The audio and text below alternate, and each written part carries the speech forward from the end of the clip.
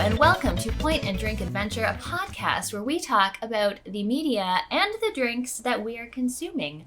I'm Pam, and with me here live in my apartment is Michelle. Yay! Time for my, what do we call this, bi-yearly, twice a year visit-ish thing. I come here and Pam hang out and just get pampered. Yeah. Went to the movies yesterday, ate poutine. Took Pam showers the best water pressure. Yeah. It really is the best. It's really good. I take it for granted and then I go somewhere else and I'm like, oh, is someone just dribbling water on my head? Yeah, no. I come here for Pam showers. I don't blame you. Yeah, my shower and Lily. Yep, pretty much. Lily's getting super spoiled. It's great. But yeah, coming in the cold of winter so we could just sit inside and hang out. Exactly. What are we drinking? I have no idea. Oh, okay. We went to the liquor store yesterday after we had poutine and just looking for any sort of inspiration. And I saw Limoncello, and I know Pam has Sloe Gin because Sloe Gin is a staple in both of our houses if I could ever fucking find it in Pennsylvania and New Jersey. But it's fine. So I was like, all right, what if we combine, like I looked up a quick and dirty recipe that was just like, it's basically a spritz. So it's Sloe Gin, Limoncello, and we're actually using champagne. Real champagne. Which is blasphemy. I'm being spoiled. But I don't care. So insert name of cocktail. This is our cocktail. Yes. Because it's three things we love. Yes. Some kind of fizz. It's a fizz. Yeah. It's the Hollow Knight fizz. Yeah. All right. And do we like our fizz? Uh-oh. We don't like our drink. I feel like the limoncello is much sweeter than I thought it was going to be. the limoncello is pretty sweet. Yeah. It makes it like a little thicker too. I think if I reduce the limoncello, and then it'll be fine. Yes. Because I did use 1 ounce of Sloe Gin, half an ounce of limoncello, and then top with champagne. Right. So I feel like it would be better to drink the champagne on its own. Well, duh. And then, because I usually when I have Sloe Gin, I do Sloe Gin, lemon juice, and soda. So we just Sloe Gin, limoncello, and soda. I think that would also be good. And a little less sweet. Yes. Goodness. Yes. But that's for our next one. This is why you make cocktails, to try and to learn and to figure it out. Things. Yeah, absolutely. It doesn't have to be like follow the recipe exactly. It's about what you got. Yeah. This is what we got. And I'm not going to, say no to it. No, I'm obviously going to drink this and enjoy this. And then our next cocktail will just either be just the champagne or just Sloe Gin and the sparkling wine. Yeah. Whatever. Yeah. Who cares? We're here for funsies. So it's been a while since we recorded last. Yeah, I got sick. Yeah, and then it was Christmas and New Year's and everyone was busy. So yeah, that's fine. So we have a lot to talk about. I've been tempering myself. It's like, don't add every single thing to the list. This will be a 4-hour podcast. We don't need to do that. Oh, yeah. Lily might join us soon. Lily might join us. She's poking her head over there. We're like, where's my bed? Because we moved the couch up. Her bed is squished now. Come here, baby. Come on up. Come on up. Come on. There you go. Lean up on against me. There we go, baby girl. I know, babies. Come on, lay down. Lay down. I know. Down. No. Okay. So yeah, we have a lot of things to talk about. Yes. Pam, let's talk about, how should we approach this? I guess I'll go first. Sure. All right. So movies, shows. So as we all know, the Indiana Jones game, which we both played and we're going to talk about in a hot second, just recently came out. And we both finished. And as I was playing it, I got the itch to watch all of the original trilogy. And I had seen the first one about 1 billion times. Yeah. I don't remember the last time I saw the second one. Oh. And I've seen the third one probably a handful, 2 or 3. And so I decided, all right, we're just going to blow through all 3 in a day and a half. Right. So Indiana Jones, Raiders of the Lost Ark, Temple of Doom, and The Last Crusade are 3 movies I will lump together as one that I watched in celebration of Indiana Jones and the Great Circle. God, there's too many. I used to watch those a ton. I had the trilogy on VHS as a kid, so I used to watch those all the time. Which is your favorite? I love all of them. I think Last Crusade. It's just the most fun, Yeah. rollicking adventure. I think Raiders is also a very, very solid movie. And I really like Temple of Doom. I know it's got some issues and most people like it less, but I think it's also pretty fun. I love the fucking minecart. The minecart scene is pretty fun. It reminded me of like every minecart level in a video game, especially Resident Evil recently, just because I played that last year. But I have to say Temple of Doom is my least favorite. Yeah. And again, it's divisive because the main heroine is the most annoying. She's the most annoying person on the fucking face of the planet. Yeah. I love Short Round. Short Round, yeah. Short Round is fantastic. Oh, poor Lily's bed is squished and she's just trying to squeeze into her bed because, again, we moved the couch up. Yeah. Poor baby. Oh, and she's like, I'm not comfy leaving. here. We've destroyed her day. You guys suck. I'm leaving. Yeah. I'm going to go hide underneath the table. There you go, babes. All right. All right. Temple of Doom, I think, is my least favorite. Mm-hmm. It felt kind of... I can understand why people would like it because of the nostalgia. Like, I have movies like that where they're just bad, but I love them because I grew up with them. This one, it's very problematic. Yes. Especially, now. Mm-hmm. A lot of, like, the food scene is very infamous. Yeah. And thinking that people from India actually eat all these crazy bugs and stuff. Like, that's not true. Yeah. And the slavery of children and a lot of problematic things. It's fine. Yeah. I think Raiders is probably my favorite, but only slightly more than Last Crusade. Right. And honestly, as movies, I really don't think they're that great. Really? They're fun. Oh, okay. They're fun, but they're just kind of like, they're just nice, happy little adventures. Mm-hmm. Yeah, they are. And that's what they're there for. That's what they're, but like, in terms of like thinking about all the things, like, they're fine. Indies a thing. I watched the end of Temple of Doom and the first 3/4 of Last Crusade. Dylan and I went to visit his family, resting with his grandparents, and they have like cable or satellite or something. So like actual channels. And it was like, oh, this is on. So we watched the end of Temple of Doom, which the special effects with that bridge scene don't hold up super well now, I found. But then we watched Last Crusade, and I still love Last Crusade. Like, I think it's a Sean great Connery's adventure. I love the chemistry and the interplay between Indy and his father. I thought it was fantastic. The problem was we watched TV for probably 3 hours, but I've forgotten what commercials are like. So in 3 hours, we didn't get through the movie. So I fell asleep before we got to the end of Last Crusade. But no, I like Last Crusade. I love Indiana Jones as a character, and yeah, I liked it. I did feel like the daddy issues that Indiana Jones has in the third movie just felt kind of forced. Like, he's always looking for validation from his dad. It's like, dude, where was this before? Like, I don't know. I mean, I guess it's a prequel. It's technically a prequel to Raiders, right? Something's a prequel. I've lost my timelines. I don't think it's a prequel. Or maybe it's just right after. One of these is a prequel. I don't know which fucking one, which is which. But it just felt kind of forced, even though I do love Sean Connery in this movie. And I love him just, like, being a bad dad. Yeah. It just, like, some of the things I'm just like, really? Okay. I mean, I still loved it. That's one of my favorite ones as a kid. I do think I like Raiders just a little bit more. But they're fun. Yeah. It was really fun to rewatch them as I was playing The Great Circle. Yeah. So, highly recommend that if you do play Indiana Jones and The Great Circle, go rewatch the original trilogy.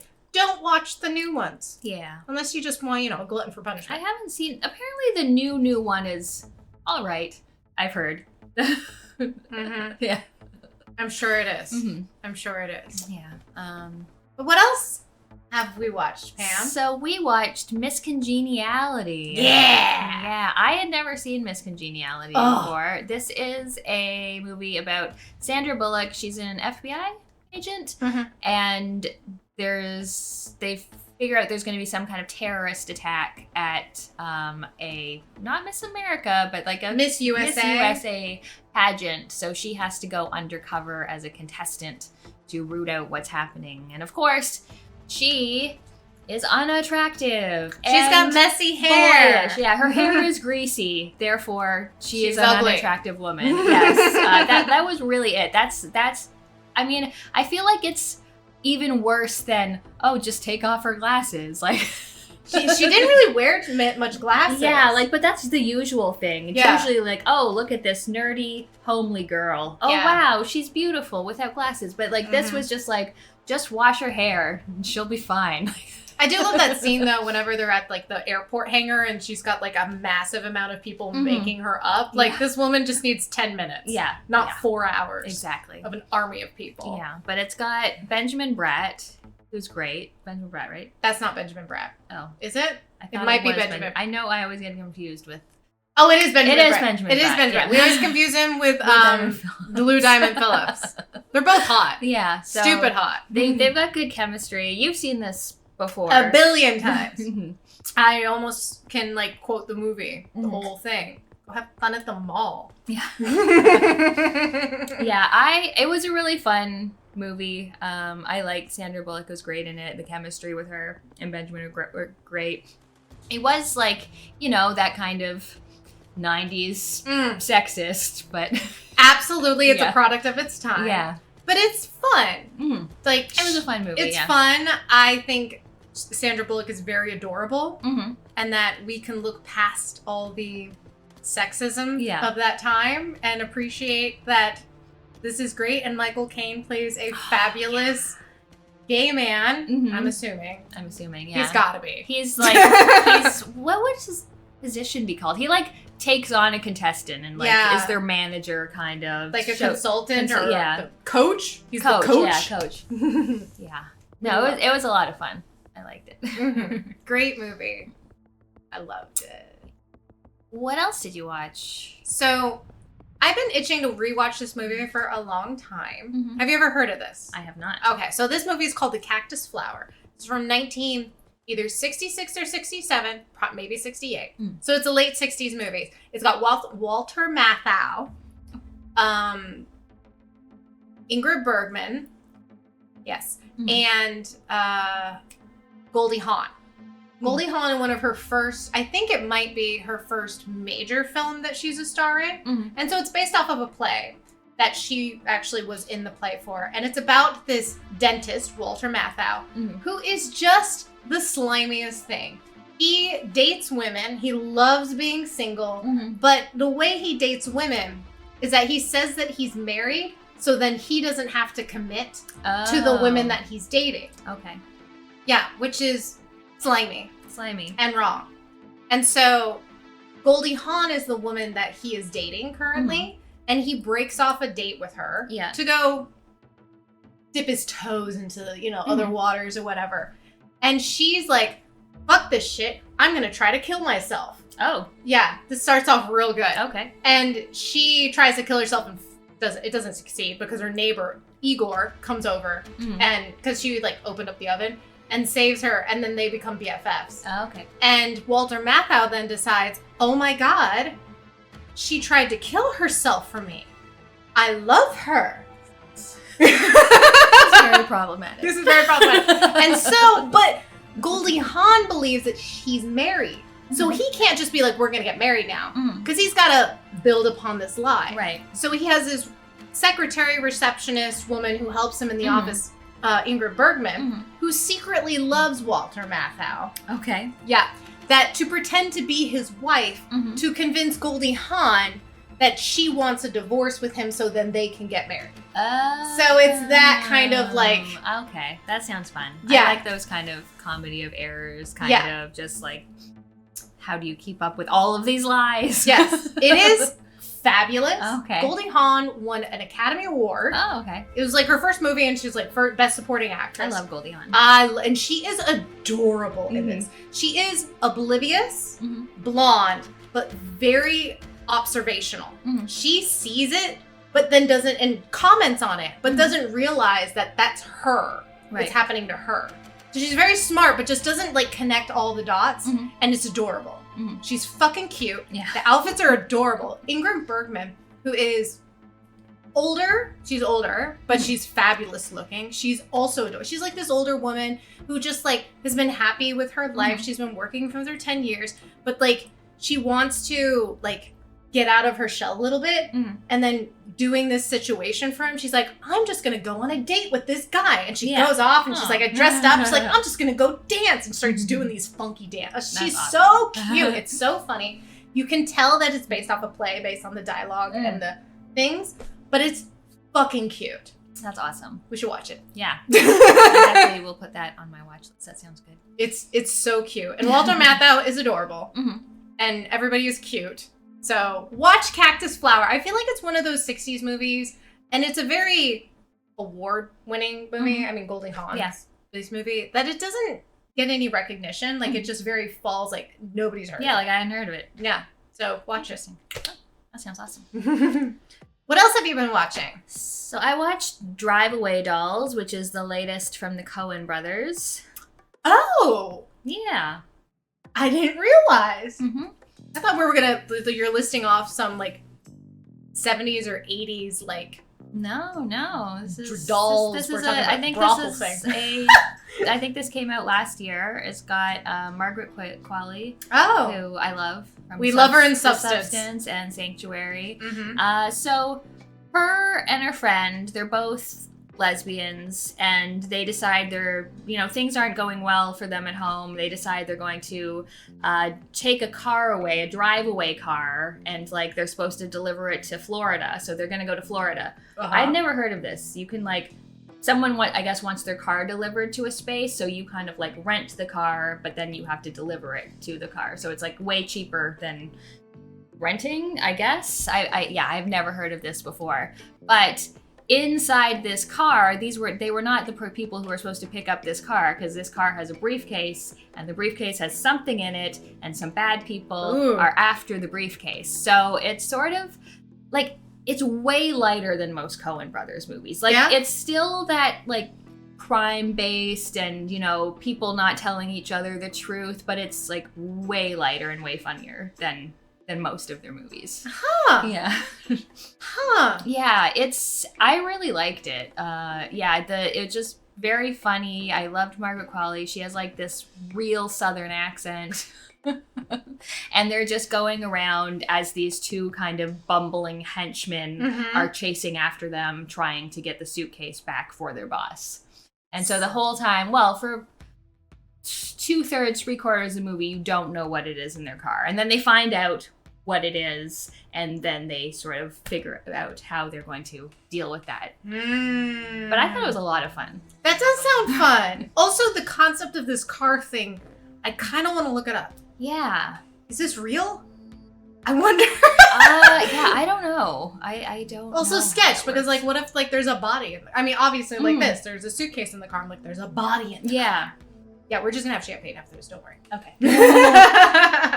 Wild. Nice. Yeah, I'll have to check that out. I did not even realize they came out with a movie. And it's both of them? Because I know they've been doing separate stuff. Ethan Coen and Joel Coen. I'm pretty sure it had one as the director and one as the producer. Yeah, I'm pretty sure. Yeah? Yeah. That makes sense. Interesting. Huh. I love your makeup. So nice. I know, Pam. The colors are so good. Pam did my makeup. It's too far away, but it's not. Pam did my makeup. It was fabulous. So sparkly. So sparkly. What else did you watch? So I really love Jackie Chan.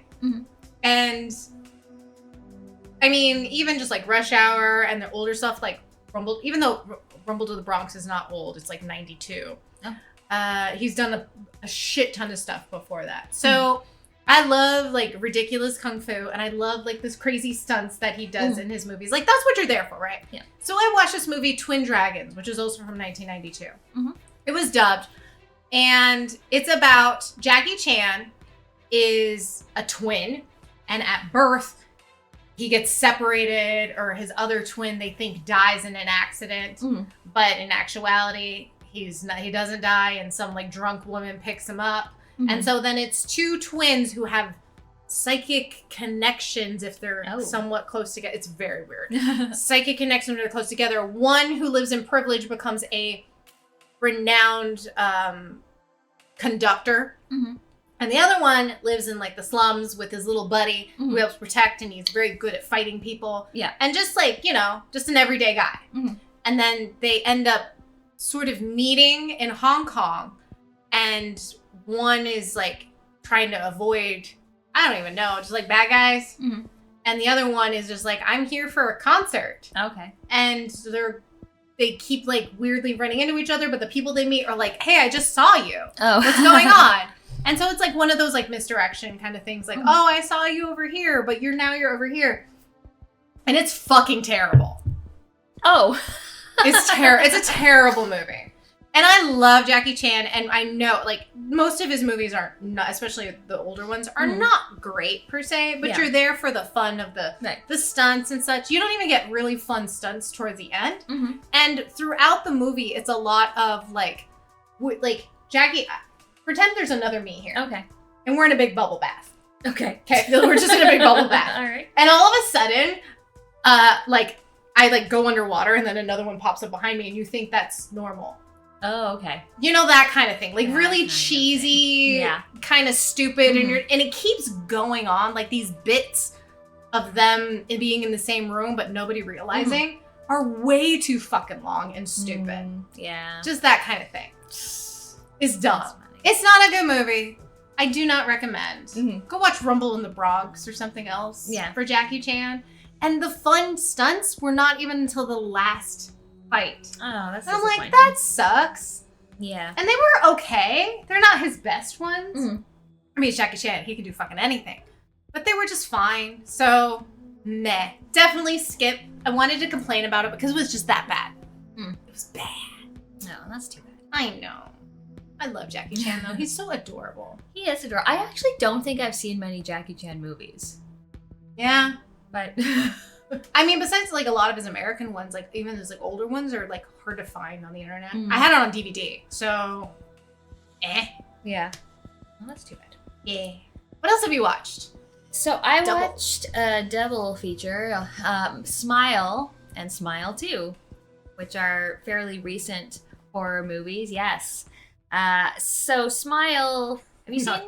I'm not. Have you seen it? Yeah, I'm not. I was gonna try to smile through this whole thing. I'm not gonna do it. No. I can't. It's about people who get inflicted by this, basically like a trauma demon. So someone will keep seeing creepily smiling faces that no one else sees. So they might see their friend or a stranger or whatever, but they'll just see someone like,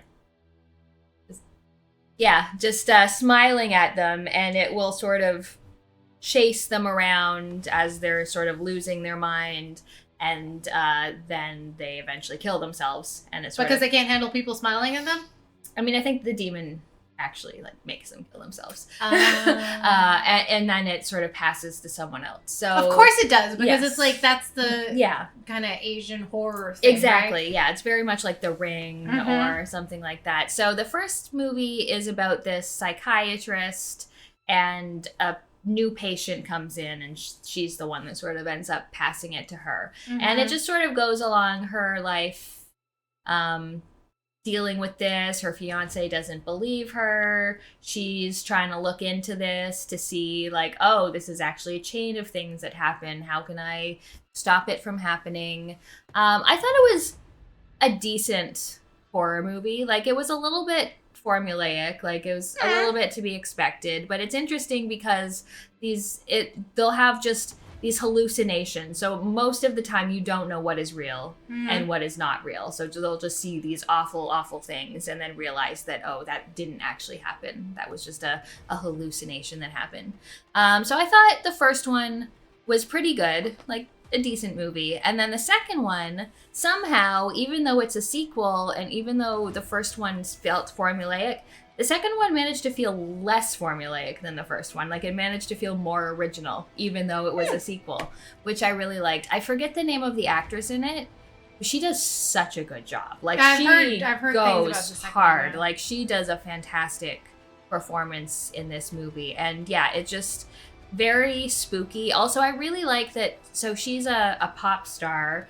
She had a sort of mental breakdown, drug addicted, bad things happen, and so this is sort of like her comeback tour. And then just as it's starting, this starts happening to her. But it's got some, like, first of all, her pop music, really catchy pop music. Like really good. There's a bunch of scenes where she's like practicing her choreography and stuff, and they're like really cool dance scenes. And then that kind of comes into play with these hallucinations she's having, where there's like the demons of the not real people that she's seeing are like dancing around her, and I thought that was really effective.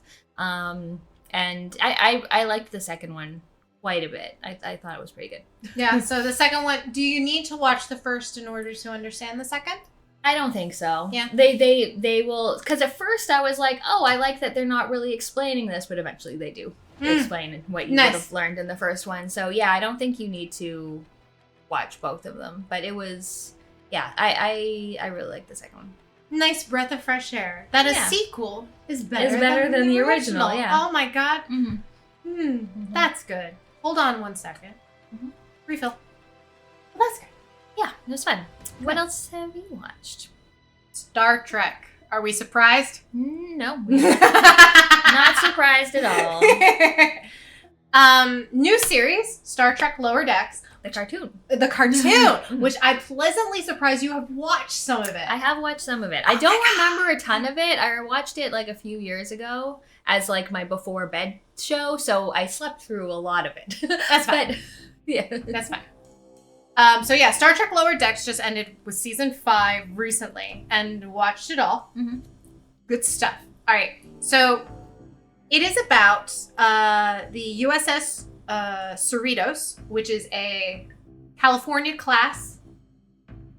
This means nothing. California class starship, which is not. It's not like the Enterprise is a Galaxy class. Apparently, they got a lot of other classes like Texas class. And how do you get from California or Texas to Galaxy? Like that seems that seems like a big jump.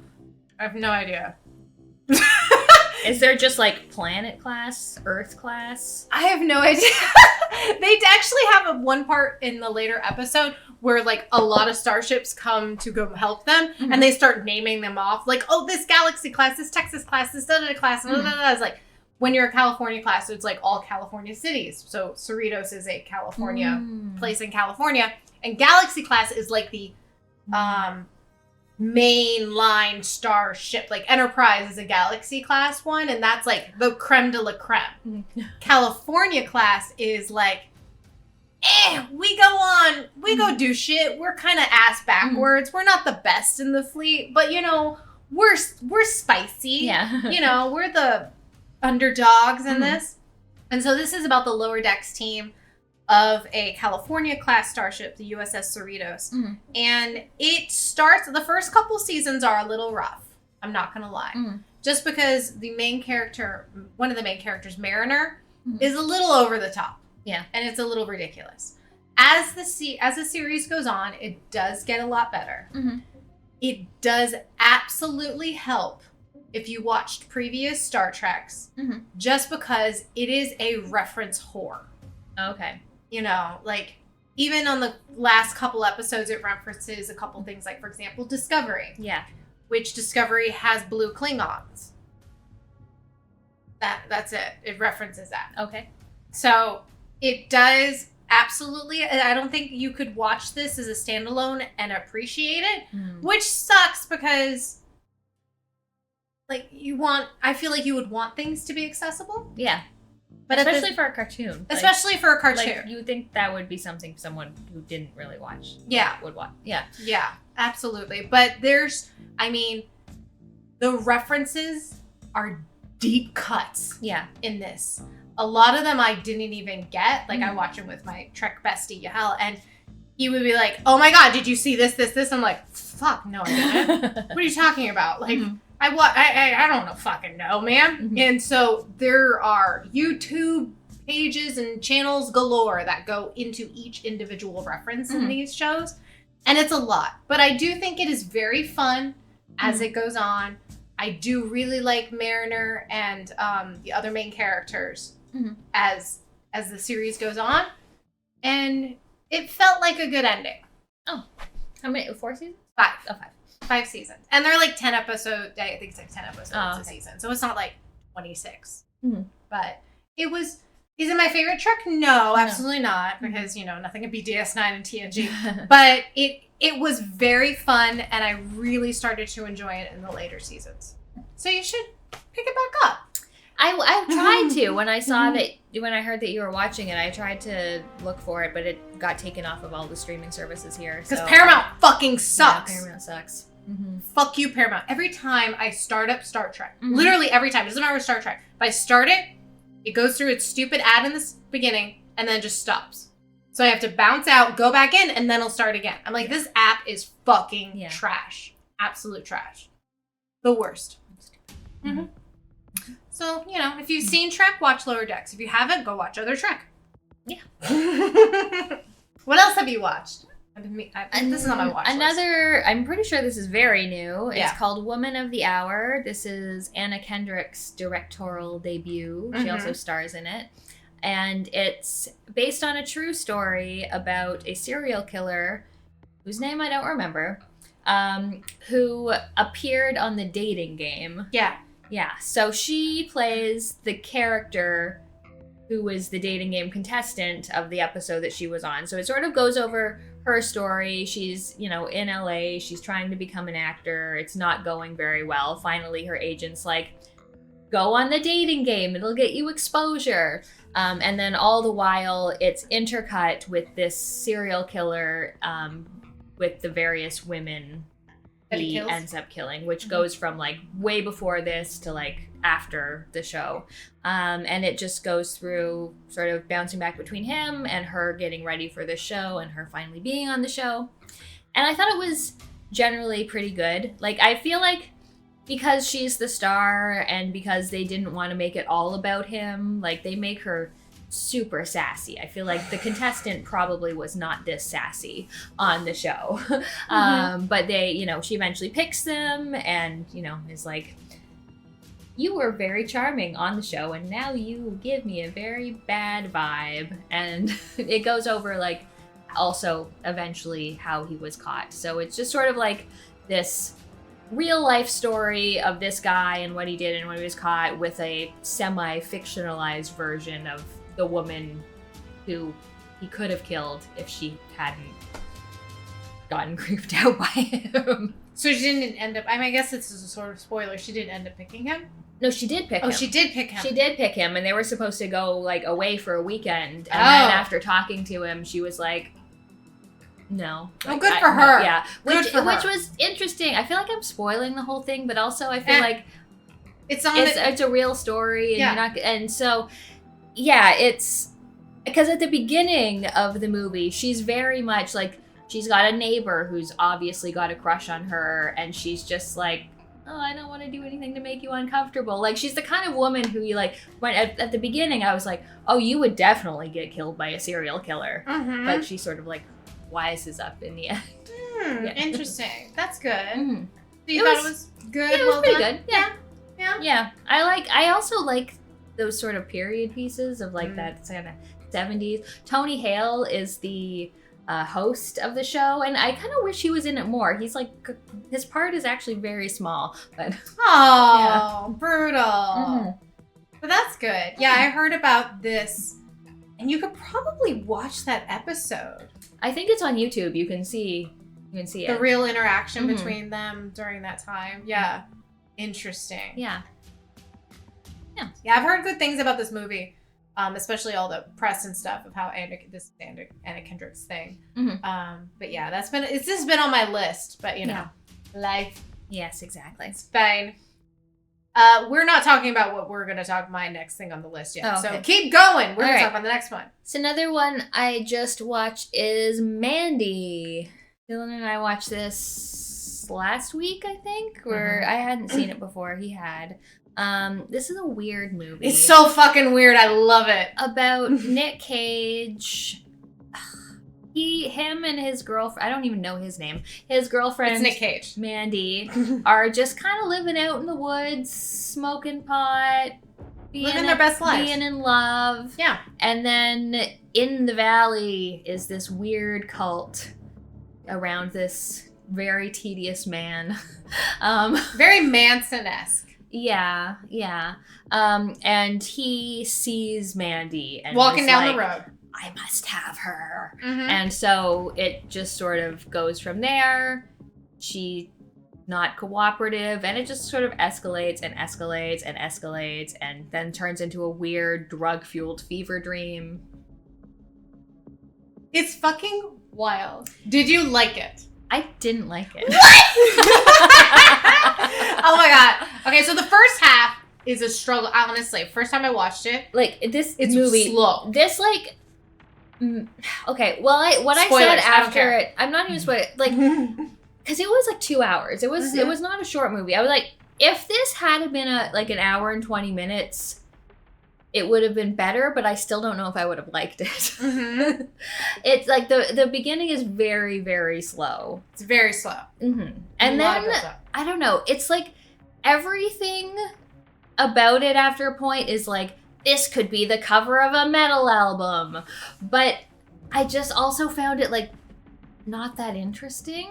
Like the whole thing with the cult leader guy, I was like, would you shut the fuck up? Like, you are so tedious. Like, He's very annoying. Can you please stop? Like, I don't want to listen to you anymore, which I guess was sort of the point. But I was just like, okay, you have a chainsaw. Oh, there's a tiger howling in front of the moon. Like, I don't know. It gets so weird. Yeah, so the first half is like a buildup of just like chaos. Because I don't think this is a spoiler that he kills Mandy. Yeah, Mandy dies. And that triggers Nicolas Cage to go on fucking rampage. On a rampage, yeah. So up until the point whenever he kills Mandy, it's like a slow roll. It's a slow drug, psychedelic, like, I am God. Oh my God, look at me. Look at my penis. Yeah. Like, it's very existential. Listen to my music. Yeah, it's very fucking strange. And it's honestly really hard to get through. Yeah. It's really hard. Mm-hmm. But when that turn of events, the catalyst events happens whenever Mandy dies and Nick Cage starts to lose his shit, I feel like then for me, it becomes, oh, Nick Cage is having fun now. And not fun in a good way. No. It is, Nick Cage has gone off the fucking deep end. Yes. And there are a lot of meme scenes, like him crying in the bathroom in his tiger shirt. My favorite scene is when the cult has like these demons that this guy can summon, these weird like Cenobite things that, but also are kind of human. I don't know. They're like weird dudes with masks, but they're on motorcycles and wear spiky heads, and so he goes after them, and his favorite shirt, and one of the guys rips his shirt and he just screams the whole time, "You ripped my shirt!" kicking his ass. I've watched this scene like a billion times. It's so fucking good. You ripped my shirt! You ripped my shirt! Just him screaming, "You ripped my shirt!" I love when Nick Cage loses his shit. Prior to that, fuck this movie. Yeah, it was, I don't know what it was. Like, all the imagery, it's like, okay, metal. It's very metal. It didn't, like, impact me in any way, I guess. It just, it was... Fun fact, the guy who directed this, who, I guess directs a couple other movies like this, I believe he is the son of the guy who directed Tombstone. Interesting. Yeah, totally different movies. Yes. This is very... psychedelic, very metal cover band. Yes. But you definitely have to be either A, in a mood, or B, ridiculously high to watch this movie. I was not high. No. Or even drunk at all. So Which is a shame. Maybe I should have been. Although I feel like it would just be like a horrible fever dream. Like if you were on mushrooms or something. Oh, it would have been awful. I honestly feel like once you get to the point of Mandy's dead, that's when you should start the movie. Yeah. But it's fine. Yeah, it's fine. It's fine. I loved it. Pam hated it. Yeah. It's good. And I guess I'll just go my last one. So the last one I watched was Tar, which is a few years, couple years old, not very. Not too many, like 2 or 3. Yeah, stars Kate Blanchett, and she is a world famous conductor. Yes, composer, conductor. Conductor, and she's a shithead. Like, she's just an asshole. Like, she's a bad person. Like, she's a very talented person, and with that comes the kind of, like, entitlement, greater than thou attitude that, you know, happens to the worst of people. So it's sort of telling her story, and it starts off very, like, celebratory of her and her accomplishments, and she's getting ready. She's the conductor of the Berlin Symphony Orchestra, and there's a composer who she's done, like, all of his major works, and then she's finally getting to, like, his most difficult one, and she's getting ready to record that.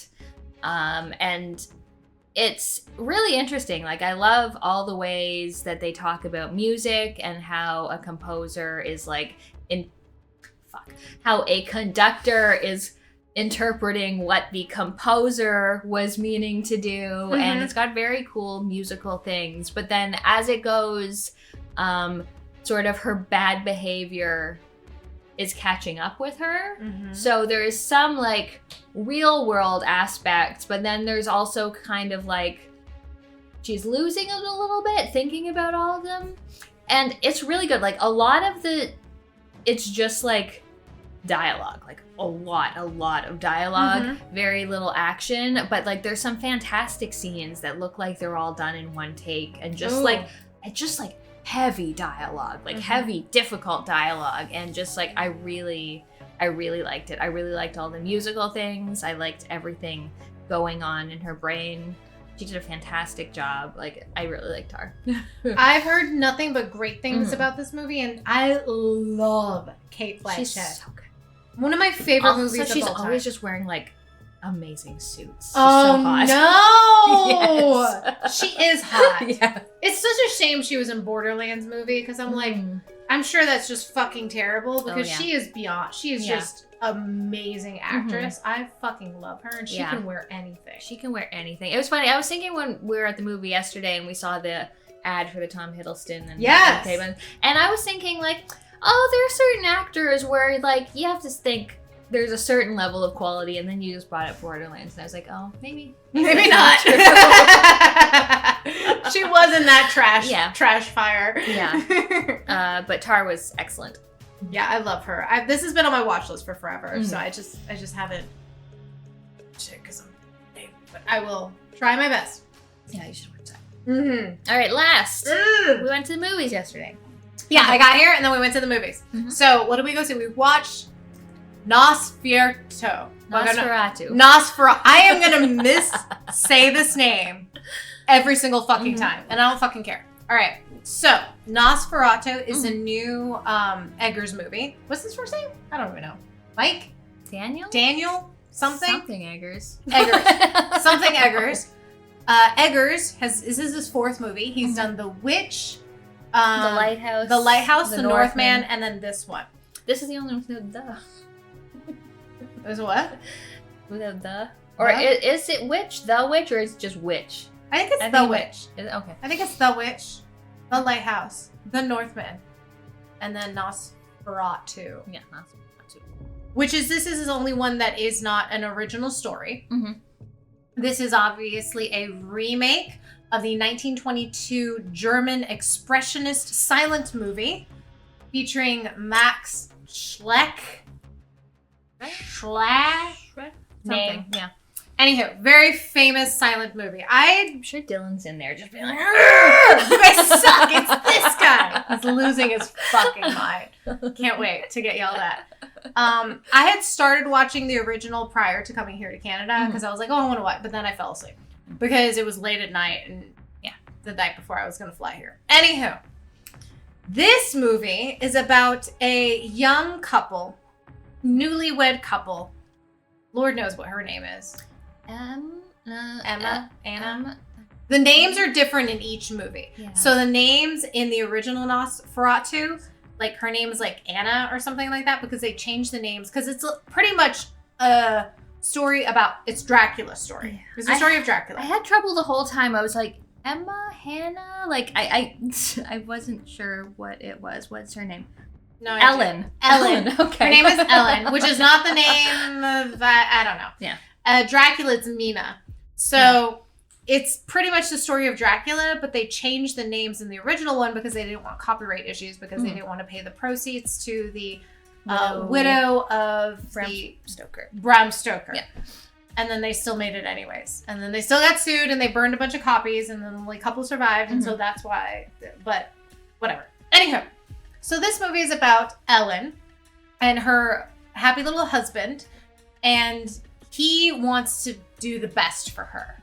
Yeah. He just wants to make her happy in a sense that I want to provide for you, babes. Yeah. Nope. Thank you, Windows Security. Thank you, Windows Security. All right. He just wants to provide her with things, and she's like, fuck things, man. Mm-hmm. Like, why you gotta kill flowers? Why you gotta do this bullshit? Like, I just want to be, I love you. I mean, to back up a little bit. As a child, she invoked the spirits. Invoked something. And so since then, she's been, a little in the head. She's been a little horny for the evil. Horny for the evil, but also, prone to spells of hysteria, just like a woman. So like he's like, I have to leave. And that's when she gets like, why would you kill these flowers? Like, why would you leave me? Why would you kill these flowers? So he has to go leave because his boss tells him, you're going to be handsomely rewarded if you go to the hills of Romania. Transylvania. The Carpathian Mountains. And go see this count. And this count wants to buy the house like next door to you. Yeah. And if he buys the house next door to you, you'll be handsomely rewarded. You'll have a good job. You can support your hot wife. You can get a home. Yeah. All that thing. So that's what he wants. Yeah. And he's like, fuck yeah, I'm going to go do it. Yeah. But she's just like, I just want you to be here with me.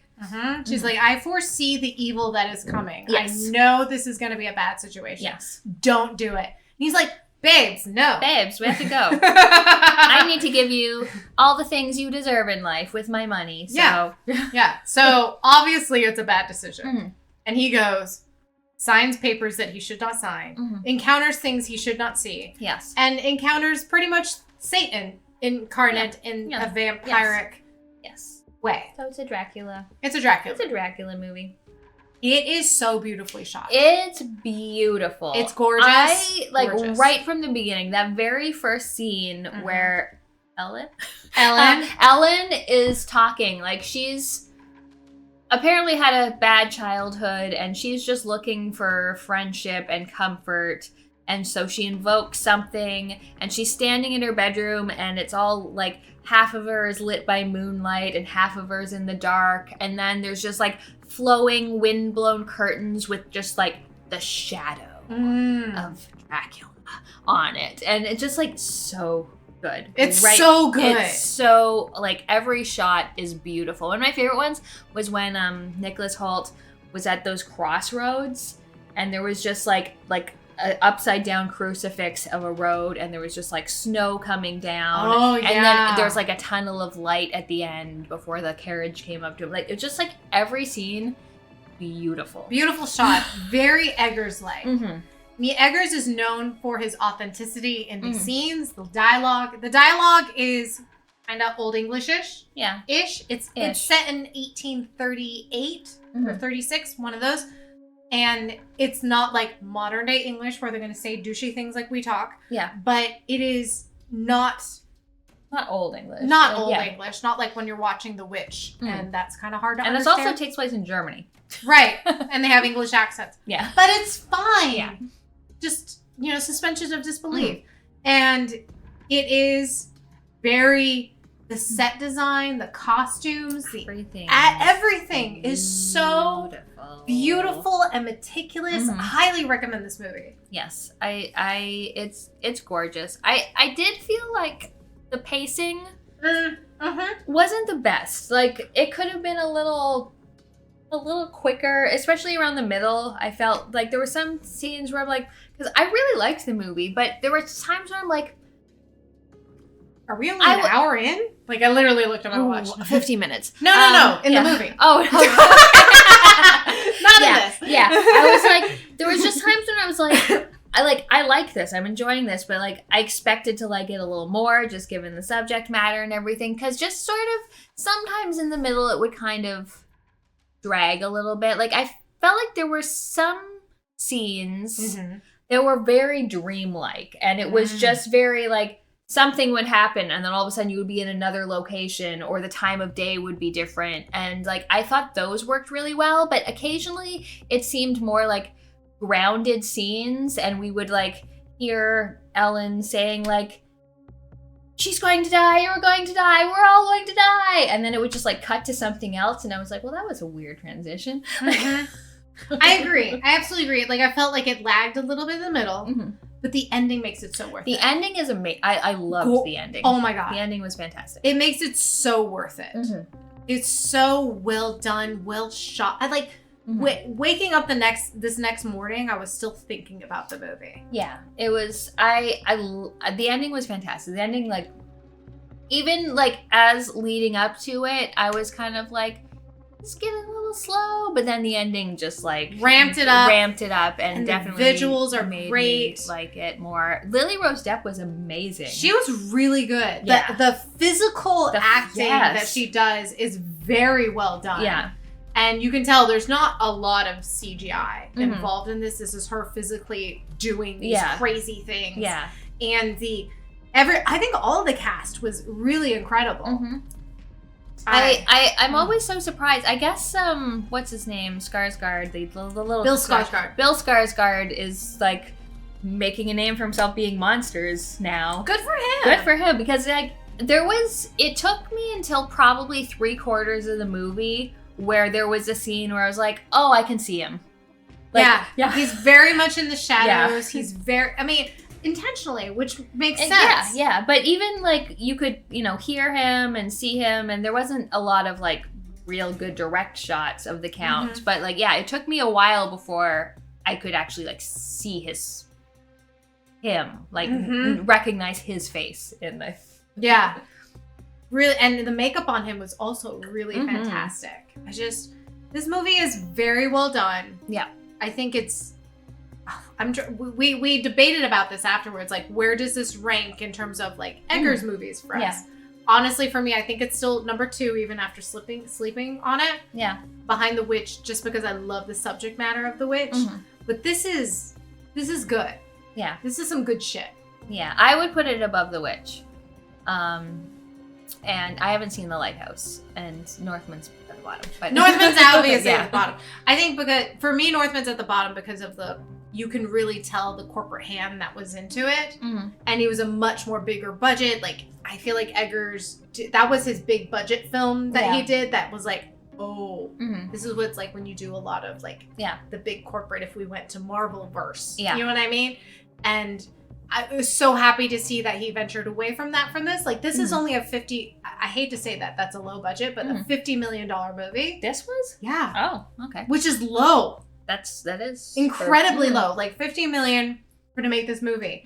And the quality that you get from it for $50 mil. Yeah. Versus the 300 billion or whatever million shit that goes on out there. Just like, this is amazing. I love a singular vision.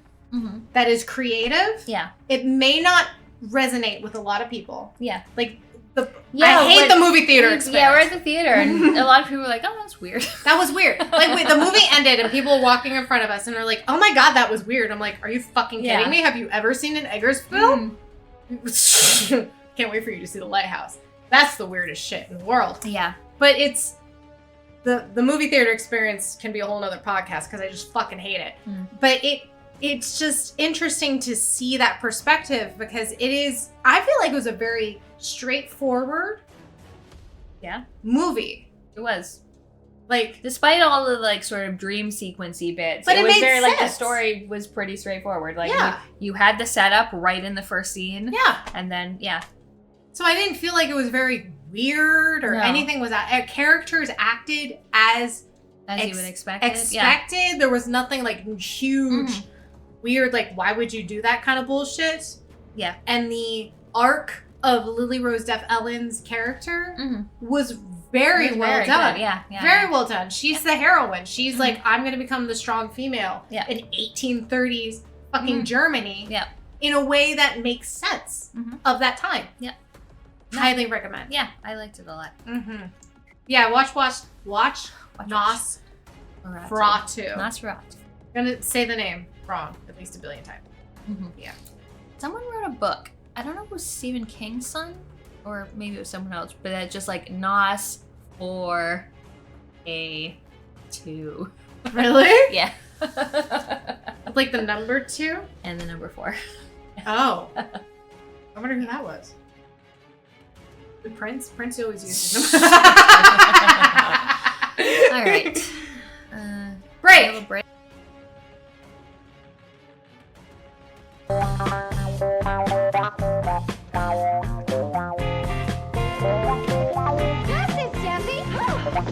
All right, so we've finished movies, which took a while. Of course it did, because we always watch more movies than we play games, or at least I do. Although, I mean, movies are 2 hours. Games are generally quite a bit more than that. Yes. So what did we play?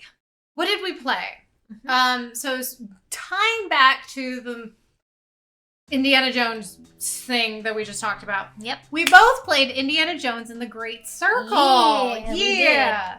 Both played it out upon its release. God, what is it you said? You've had like 3 whole videos, I feel like, of like talking about this game. Or just at least one. I think your update videos goes a lot. Oh, yeah, I guess there's 2.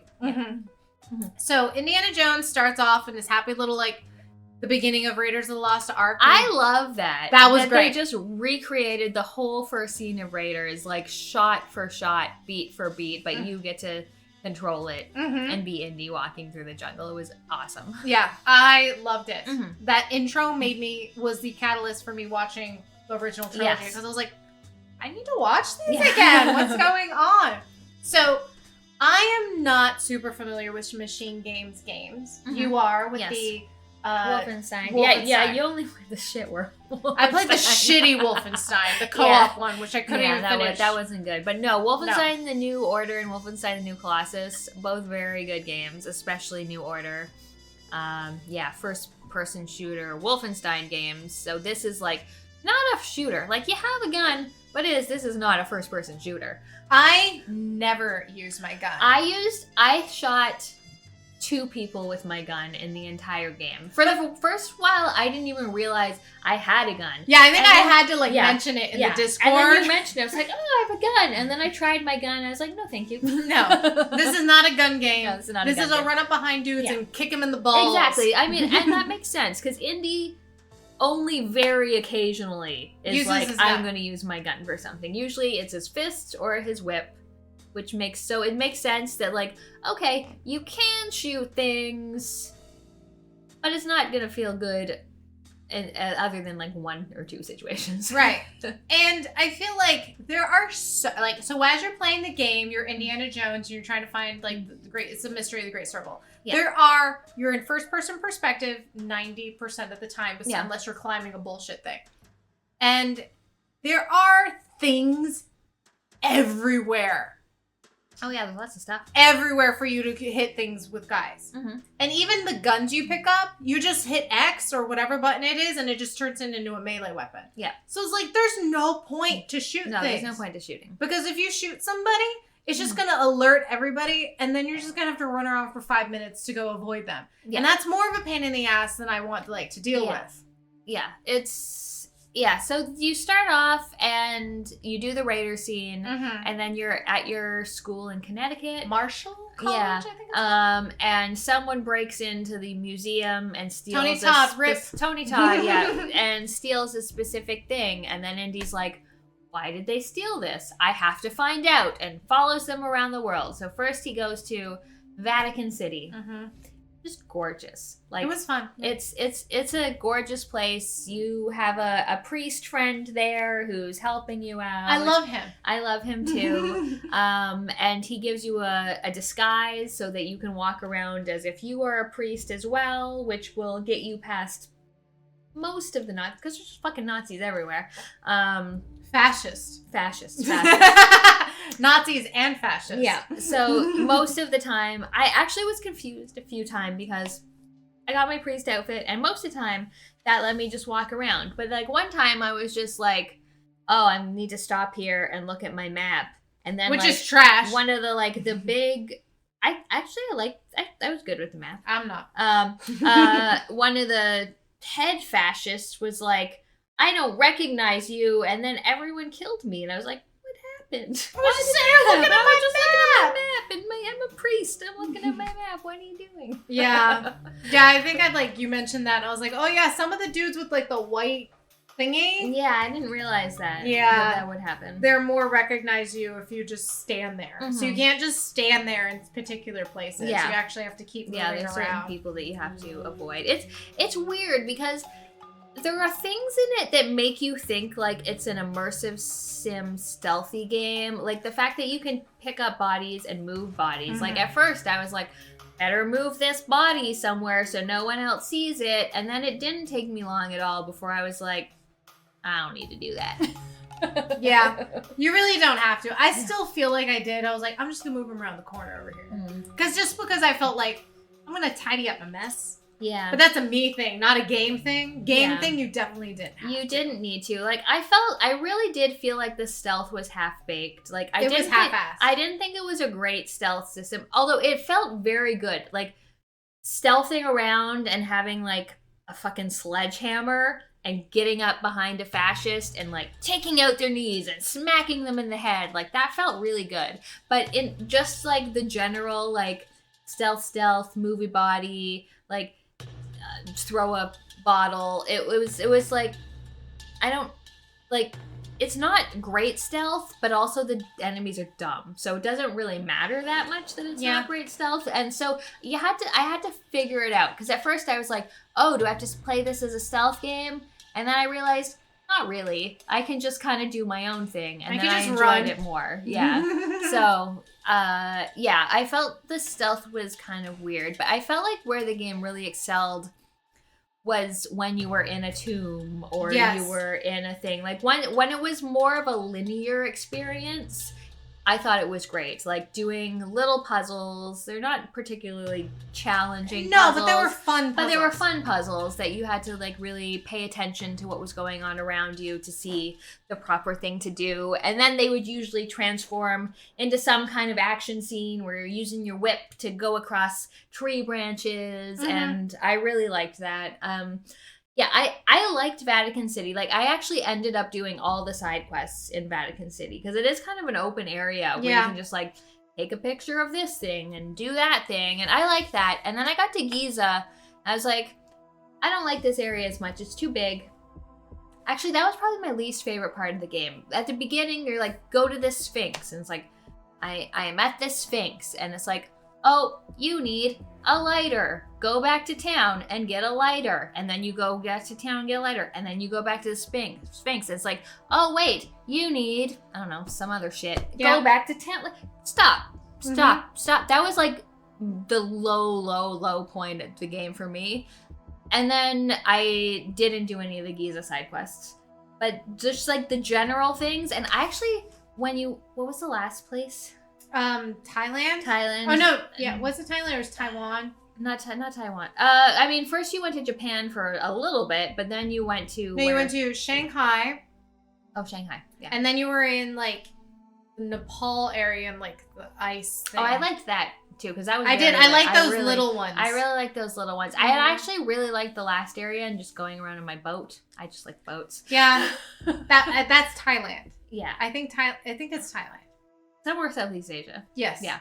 Yes. I liked that area a lot, just going through that. But again, I didn't do any of the side quests there. I just did the main story. But anytime you were in a ruin, in a tunnel. Mhm. Like, I loved going through catacombs and just, like, lighting the braziers. And I loved all of that. I loved Gina.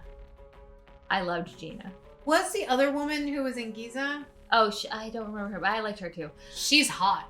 I mean, I think they're both hot, but like Everyone's hot. Yeah, I really liked the interplay between Gina and Indy. Yeah. I thought all of that was very good. Yeah, I agree. I liked that she was very. She reminded me of Marion, who is the best indie lady. Like, because she was very strong, she was very capable, but then it was like, oh, but she can't swim. Like, yeah. Things like that, yeah. Yeah. I think where the game faltered for me was the stealth. I wasn't a fan of the stealth, but I'm not a fan of stealth in general. I'm not either. And at first I was like, oh, is this going to be stealthy? And then I realized, like, not so much. Like, I have to, like, there were some times where, like, okay, I have to stealth, like, a little bit, and then I can kind of do my own thing. Yeah. Yeah, I think I probably overthought it because I just don't like stealth too much. Yeah. But the stealth thing, again, stealth is just not my jam. Yeah. I've never played in Metal Gear because I don't like stealth. That's my thing. But the other part that kind of faltered for me was the boss battles. They're all the same. I was fine. I liked the snake. The snake was a little bit different. The snake was a little bit different. Yeah. My biggest problem in terms of the final battle was bullshit. It was dude, so when you're like kicking the dude, and when he's just like at you, and he's like, I know kung fu. Karate. Karate. I mean, that was bad. But then the end where you got your whip over the fucking plank, that was like literally the stupidest fight I've ever seen. Like, how could you end this really good game with this? This is the stupidest boss fight I've ever seen. I agree. It's weird because it's a game where I feel like you could have a bad time or you could have a good time. It's one of those ones where you have to be like, I have to find my fun and do it this way, and then it's amazing. But I can definitely see, like, oh, I need to stealth through and knock out everyone and move their body. I would have a horrible time if I played it that way.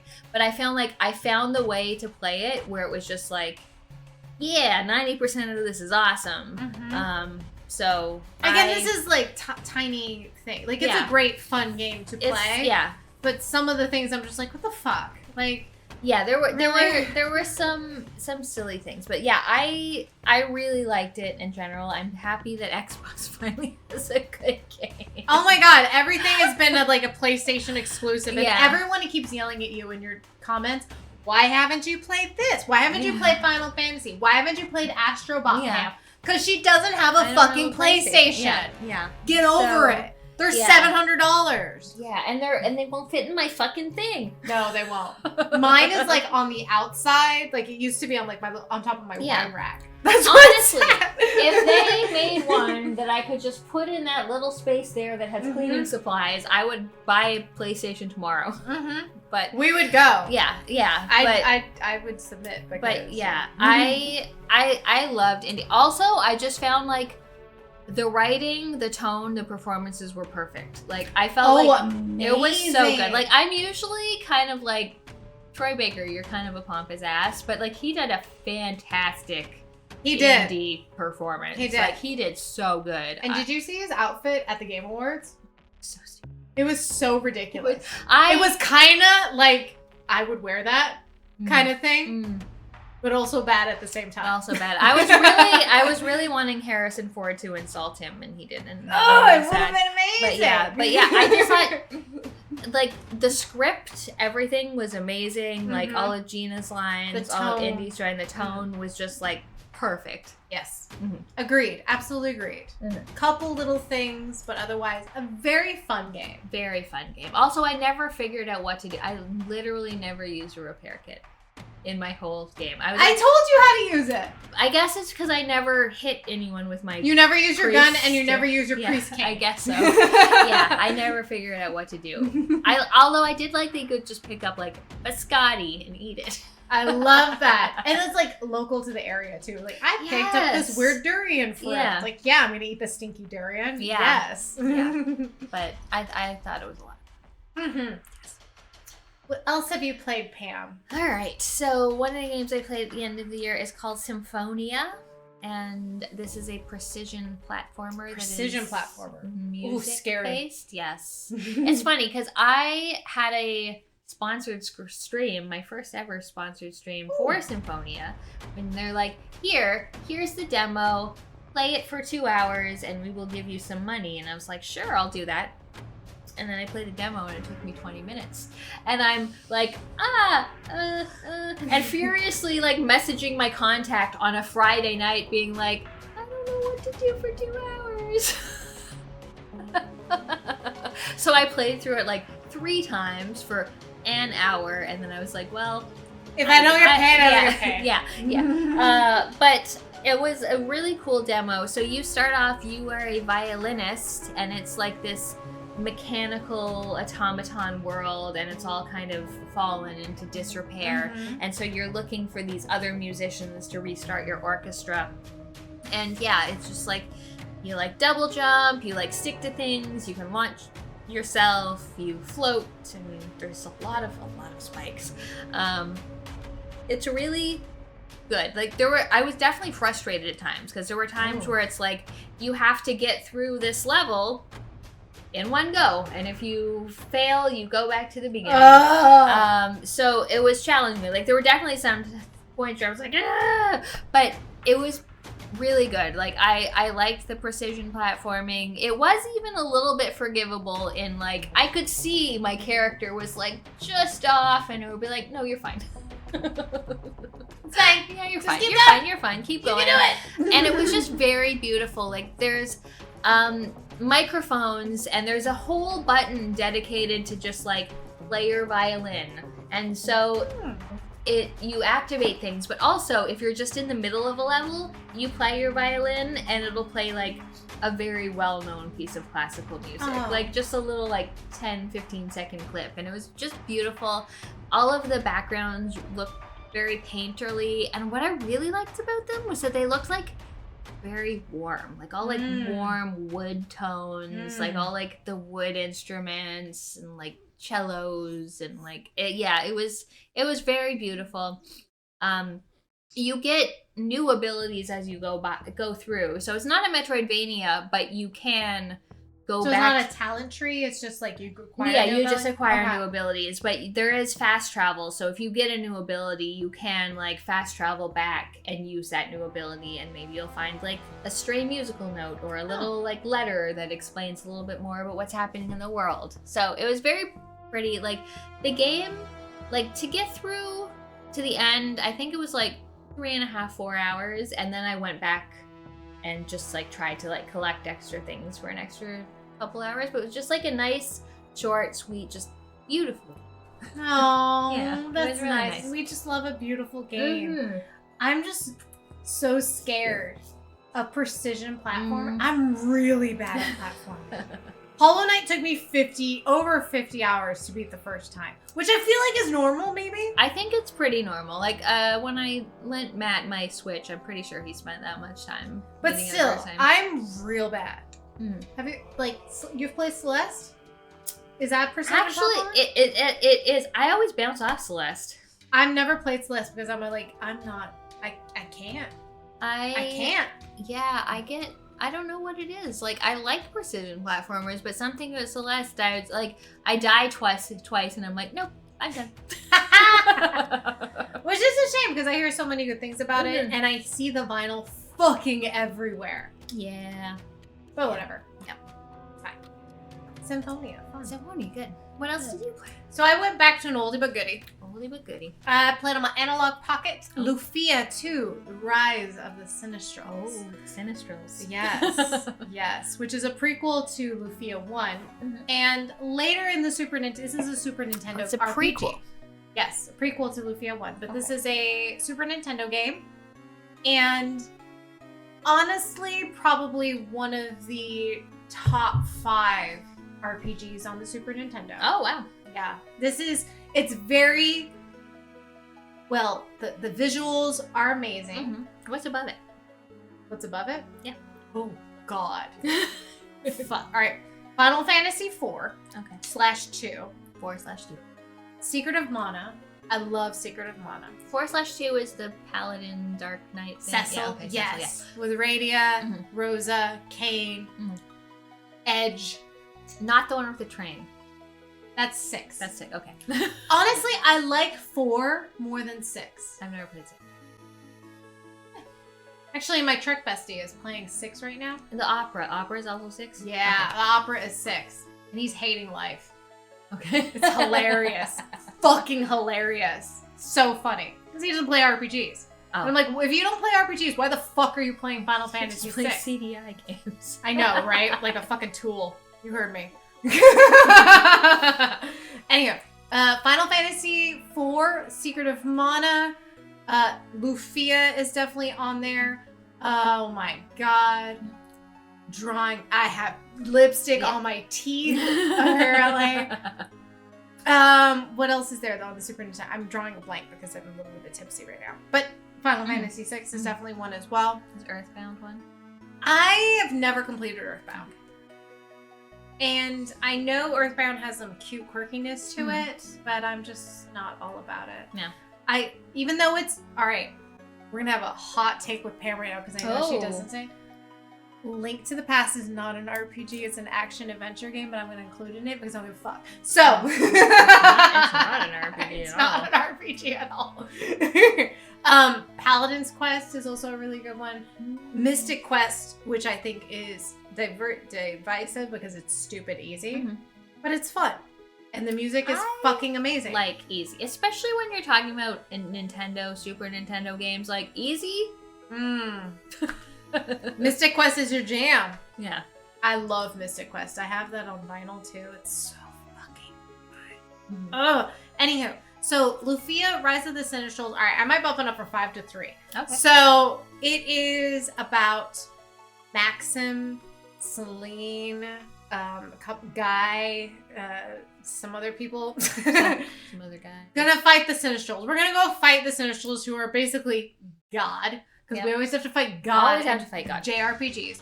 And they're just out to destroy the world. And the start of the game is really just like Maxim going out and be like, I'm apparently the chosen one. Oh. And I got this girl, Tia, who's always on my ass and trying to like date me.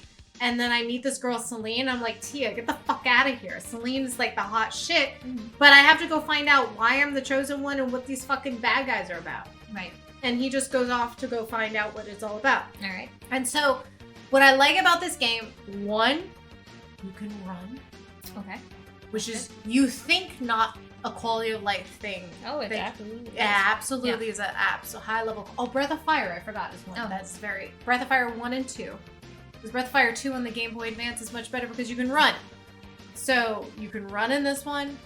The item system is very good. The battle system is very good. Everything, pixel art is great. The story is very good. The music is great. The boss battle for the Sinistrals is I think the best boss battle music. Oh, nice. For almost anything. It's so good. And so you just go through. It's not that long either. It took me 25 hours. Oh, that's a nice length. It's a nice length for JRPG. Really good length. Nothing too, like, I mean, it is very classic JRPG. I very much felt like you go to a town. Yeah. You go to the town. Oh my god, this thing happened up here. You go to the dungeon. Yeah. You come back, you go to the town. Oh my god, you gotta go to this next town. You go to the town.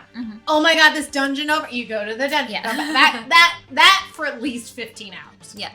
Which is fine. That is what it is. This is the product of his time. But it balances out the story and the progression and such. So, and the battle system is very good.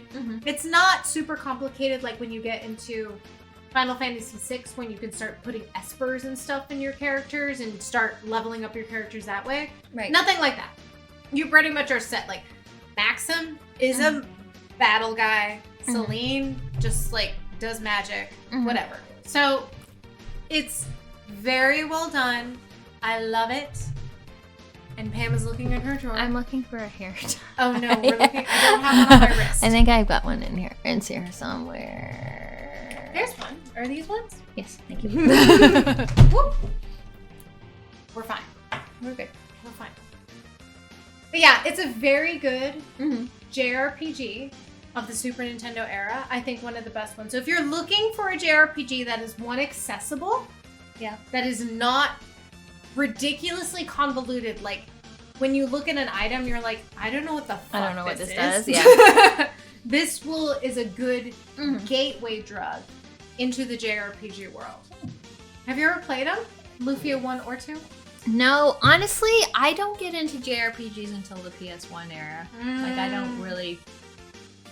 They're hot. Yeah. Honestly, the translation for most of them, like, Final Fantasy IV is probably going to be always my top Final Fantasies because of the nostalgia. I played, like, until the Dwarf area in that one. The translation is fucking garbage. Yeah. Love you, Woolsey. What's his fucking name? Woolsey? Woolsey? I think that's his name. The guy who does the translations for him, like something Woolsey. Whoever guy who does translations. Screen. Fucking, he did an incredible job for the time that he did in it. Okay. But they're hot garbage. Trying to play them now, to be perfectly honest. Yeah. And a lot of it has to do with nostalgia. But yeah, I agree. Yeah. PlayStation is when it really starts. The quality of life. You don't realize when you're a kid. Fucking blinders. Yeah, I mean, and you don't know any different. So like that's it happens with anything. Like there's a bunch of like NES games that I like that people would be like, what is this bullshit? And I'm like, no, it's fine because I've been doing it since I was 5. But yeah. Hot garbage. But yeah. Love Lufia. Lufia is a great one to be introduced to the NES, if not the best NES JRPGs. Yeah. Nice. What else did we play? The next one I played is called Tactical Breach Wizards, which ended up number 3 on my top 10 of the year.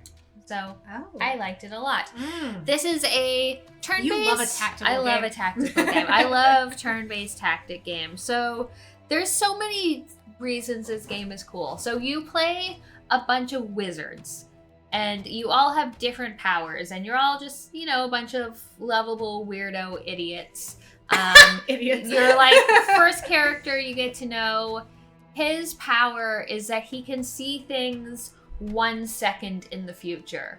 Just a second? 1 second in the future. Okay. So he can tell, like, when you get into a room and you have your enemies, and you can hover over an enemy, and it'll tell you, like, he is going to shoot at the closest person, or he is going to go try to hit the alarm bell, or they're going to try to resurrect their companion. So like, you know what your enemies are going to do, and your abilities also always work. Like, it's not like XCOM where it's like you have a 67% chance to hit. It's just like, if you do this, it works. Like, that's just how it goes. So you're playing this group of people and going through all of these levels, and at first it starts out very quick. Like, you start out and your characters have a little conversation, and it's so well written and it's so funny, and then you breach into the room, you have to take stock of what's going on, and at the beginning it's like maybe 1 turn and it's over. So you be like, okay, you do this and you do this, and then you can play out the turn and see how it goes. If you're not happy with it, you can rewind and be like, okay, well, I'm going to try something different. Oh, that's nice. It's very nice. And so as it goes, it eventually gets longer, turns take longer, you have more objectives to do. And then, but it's also very narrative focused. So between missions, you kind of go back to your base, you have a conversation. There's a cool, like, pin board, like, Charlie and Always Sunny, just like red. Yes. So you can be like, these people are attacking this, and their main objection is this, and this person is working for them. So between missions, like, you have to actually like place the pins and like be like, is this what's happening? So it like, you want to pay attention to the dialogue, but then it's almost like a little test. Like, do you really know what's going on? And so you do your little pinboard thing. And then one of my favorite parts about it is that every character at some point in the campaign has an anxiety dream where they just talk to another version of themselves. And the other version is like, you know, you're having problems because blah, blah, blah. And then they have to go through a series of missions just with 2 or more copies of themselves. So you have to really get to know each ability and how to use it and get through a mission just with this one character's ability. Oh. It's really cool. And then at the end, when you do it, you're like, wow, you've learned yourself more. Here's a new ability that you can get to use. Oh. It's just like so clever. Like so when you do a mission, there's like, this is your goal. Usually it's like, knock out all of them before they knock out you. But then there's additional objectives for each character, like finish this in 1 turn, do it without anyone getting knocked out, hit 4 people out of a window. And then if you do that, you get a confidence point. And then when you go back to your base, you've got like a wardrobe, and it's like, well, this is a cooler outfit, but you need this much confidence to wear it. It's so cute. Oh no! I want all the confidence to wear my fucking outfits. Jesus, no, don't do this to me, game. It's so cute. Yeah, it was like hilarious. Like there were so many times I was just playing it and laughing out loud and turning around to Dylan and like reading out things. Like one of the main characters, she has her anxiety dream where her alter ego is basically acting like their therapist, and they're like, oh, so you're basically being Jonathan right now. And he's like, I'm not going to tell him about this the next time we have a therapy section. And the alter ego is like, yeah, you should definitely repress your weird urges so that your therapist likes you more. Like, oh no! It's like, it's so funny. Oh my so god. It's really good. Yeah. Yeah. So, how long did it take you? Is this a beefy boy? I think 14 or 15 hours. Oh, that's not bad. Yeah. So it was good. So like, I think there's, you know, a good amount of missions, but like it does a nice job of like breaking it up between like, here's a bunch of missions, here's a little story and dialogue, here's a bunch of missions. And also like it's kind of puzzly again because there's no randomness. Like you know exactly what your enemies will do, but yeah, like there's multiple ways to solve problems. Like there's sometimes where I'd be like, this took me 12 turns when if you were good, you could probably do it in 4, but like... that would be me. Yeah. 36 turns later. That sounds... I love a good tactical game, to be honest. It's really good, and all the abilities are super interesting, and it even gets into conversations, like, when their ability sort of first comes out, it comes out when it's needed. So they talk about like other wizards and what their abilities are, and it's like, what the fuck situation made that come out? Like it's just really funny. Well, I feel like I have not heard about this game at all. I was so upset that it was not recognized in the Game Awards or even the Indie Game Awards. Like I was like, how did this go below the radar? Because like the writing is so good, the gameplay is amazing. Like, oh, that's a shame. Yeah. Oh, yeah. Go play Tactical Breach Wizard. Yeah. All right. What else have you played? I don't know how I missed this whole thing. Like, I usually am aware of what you're streaming, and this just like... I was like trying to do really good with my Control. Like, I played Control, and I was trying to come up with good puns. Whenever I was like, I'm in control. Because every time I start this game, I think of the Janet Jackson song. Yeah. Control. And then be like, I'm in control. Or just stupid puns. Yeah. I ran out. And so I play Control, which is part of the Alan Wake Extended Universe. One of the Remedy games. Yes. And so you play... Jesse Faden. God, you know the name, and I just literally beat it like the other day. And I'm like, fuck, what was her name? Anyhow, Jesse Faden, who works in corporate America. So what I really like about this game is the fact that you're incorporating corporate America into evilness. Yes. You play as the director for the Federal Bureau of Control. You don't start out that way. No, you just walk in and people are you're like... looking for your missing brother? Yeah, Dylan. You're looking for Dylan, which every time I'm like, fucking Dylan, where the fuck is he? Where'd he go? He's hiding again. Yeah, every time. At the end of it, because we just played World War Z with Dylan the other night, I'm like, Dylan, where the fuck are you? Stop using your melee. When he was standing in front of that fence just swinging his fucking machete, and he's like, stop shooting me. It's like, stop being Stop running in the middle of the zombie horde. He's like, but my machete. I'm like, babes, no. This is a gun game. Your melee is for your last resort. The melee is when you're getting swarmed if you're using your gun. Yes. Not to run into the swarm to use your melee. Yes. Yeah. Oh my god. Anywho. Yes. So she goes to the Bureau of Control to look for her brother. I don't remember why she thinks she's there. But then as she gets there, she's like, whoops, you're the director. Yeah, she's like, oh, I'm the director. Have these special powers and this weird... Yeah, because she has this like thing that's in her head. Yeah. Which is the... Hydrocon thing. It's like this thing that helps her. Yep. And it supports her, and it's part of... And she's going into the Bureau of Control to go fight the Hiss, which she names. Yeah. And the Hiss are just like things that take over people's bodies and turn them into fucking zombies and make them like fucking crazy.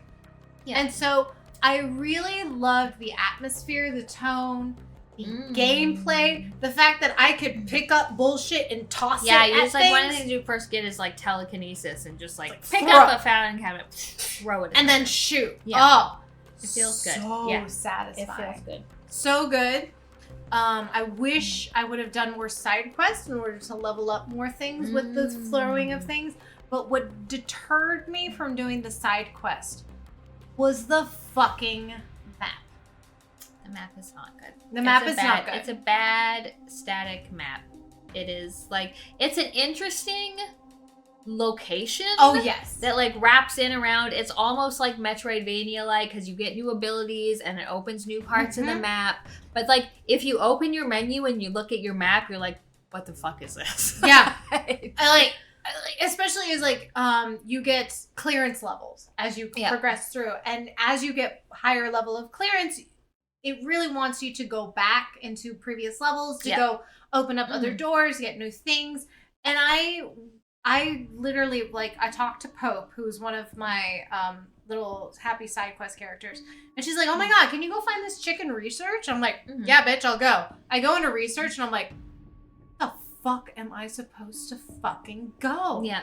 I ran around research and I said, fuck this, I'm going back to the story. Like, there's just no... I just did not have a good time trying to navigate myself through the map. Yeah. And it's a shame because the game is very fun. It feels very good. It feels very good, yeah. But that map. Yeah, the map is not good. Yeah, the best thing about it, honestly, one thing you should do is just ignore the map. Look at the signs on the walls. Look at the signs on the wall. Yeah, if you're looking for something, look for a sign. Don't look at the map because the map is garbage. Yeah. But I liked a lot of the side stuff, like that weird puppet children show. So creepy. I didn't even really get into that. Oh, it was fucking weird. What was it called? I forget what it's called. The something kids. But yeah, just like this weird puppet show. Who's that weird nerdy doctor who I think Darling, who I think is the Alan Wake voice.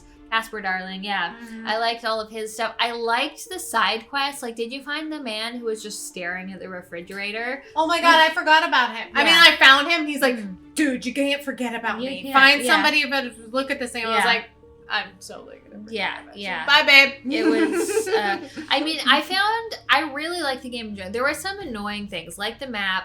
I think it might have been related to the fridge quest, but where you have to fight this boss.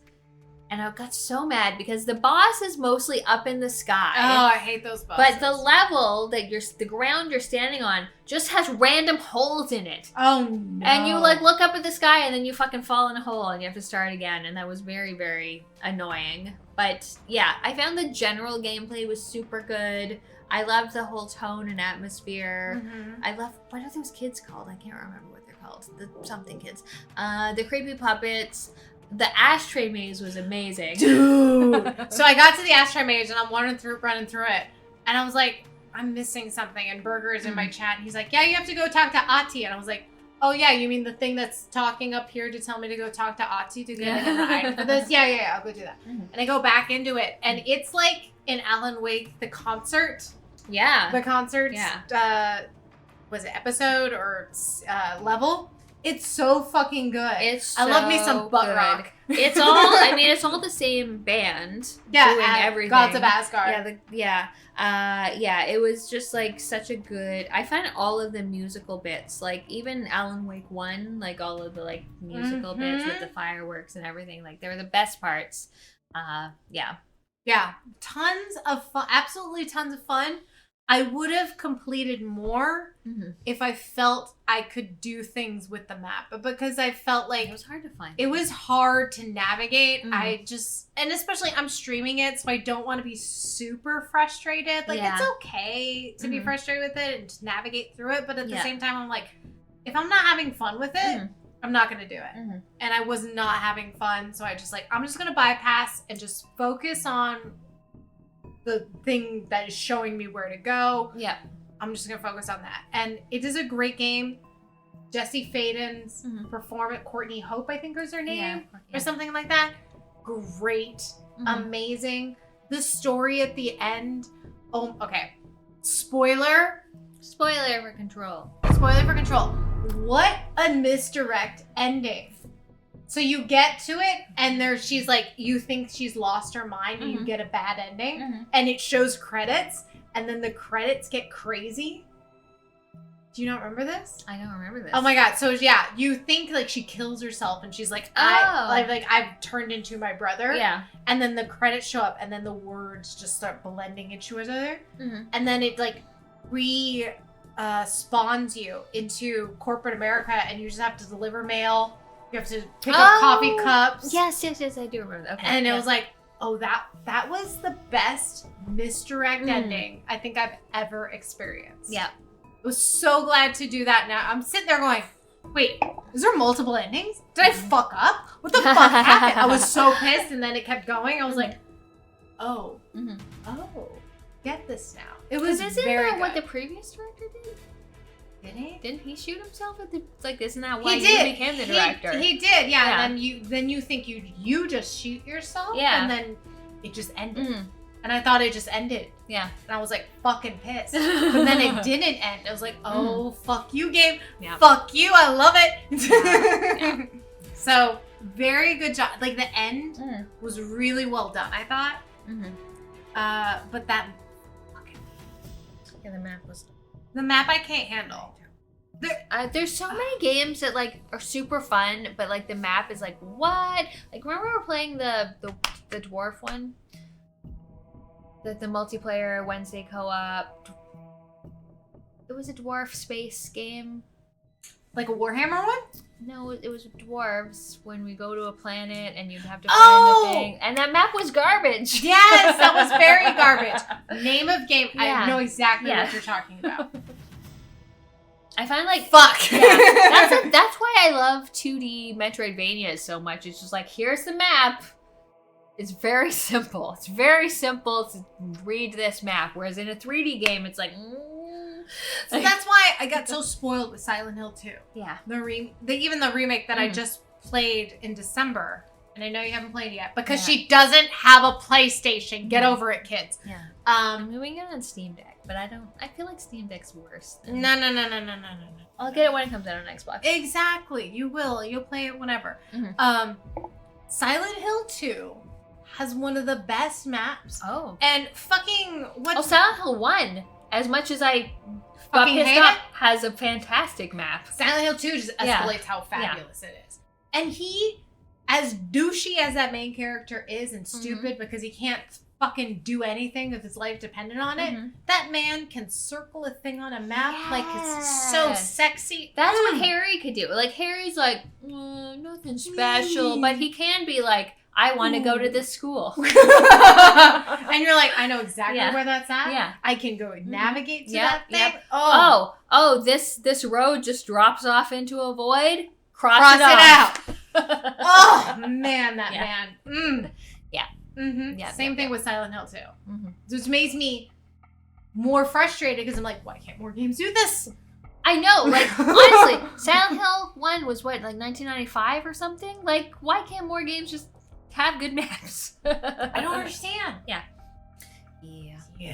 So, what else have you played? So, a recent game I played over on Twitch on my Sunday adventure days is called Loco Motive. This is another new game. It's about a murder mystery on a train. Oh, I watched this on stream. That's what that one. They talk a fucking lot. Yeah. A murder mystery is always great. A train is always great. It starts off a very rich lady is either going to pass on her company or sell it, and everyone's waiting. And then just as she's about to announce it, someone murders her. Oh, no. So you have to figure it out. And through the game, you play 3 characters. You start off as her lawyer, who has conveniently lost her will.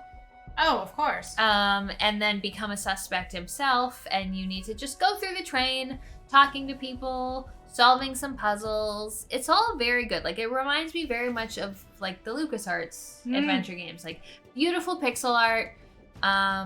I mean, I guess they don't all have voice acting, but very good voice acting, very good music. The puzzles are mostly pretty good. But the problem I have with a lot of adventure games is that they're just like, here is this story we want to tell, blah, blah, blah, blah, blah, blah. No one is ever going to stop talking. You can solve a puzzle, and then you have to listen to people talk for 30 minutes, and then maybe you can solve another puzzle. Do you feel this way about modern adventure games or like all adventure games? I feel about like Broken Sword is another one where I feel like the writing is good, the performances are good, but shut up for 5 seconds. Like, like I feel like it's not a new thing. I mean, I guess it depends because like one of my favorite adventure games is The Longest Journey. Which is also... Oh my god, I haven't played that in years! It's also a very talky game, but I really liked the talky bit. So, like, I enjoyed it more there. But, like, this, it was, like, good. And then, especially near the end of the game, like, you get to points where it's like, na, na, na, na, na, na, na. Oh, you can, like, press 2 buttons and then na, na, na. And so, like, it's not bad. Like, I know, you know, the story is a big draw of point-and-click adventure games, but I just found, like, play more, talk less, please. Yes. Yeah, I agree. Hi, Dylan. Hi, Dylan. How are the puzzles, though? A lot of them are decent. There's some... Okay, so this is one of the things that bothers me. So you have a conversation. You start a conversation, someone's like, here are your conversation options. And sometimes it's like, okay, ask about this, ask about this, ask about this. But then sometimes it's like, oh, but you should actually have asked about this first thing like 4 times to actually get the information you needed, which is one of the things that bothers me. Like, give me a conversation option and then gray it out when it's done. That would be the best, because like, do I need to keep asking you like, what about the secret handshake? Oh, I can't tell you because you're not part of the group. But what about the secret handshake? I can't tell you. But what about the secret handshake? Okay, I'll tell you. Like I don't fuck off. Yeah. No. So yeah, that was my problem with that, and also my problem with like Broken Sword and games like that. So it's you know, a decent game. Like, it's very beautiful, and you know, the performances are really good. But you know, I just feel like so many of these games just need an editor. Like, just take down the dialogue by 30% at least. Yeah, and then it would be better. I would love to see you replay The Longest Journey.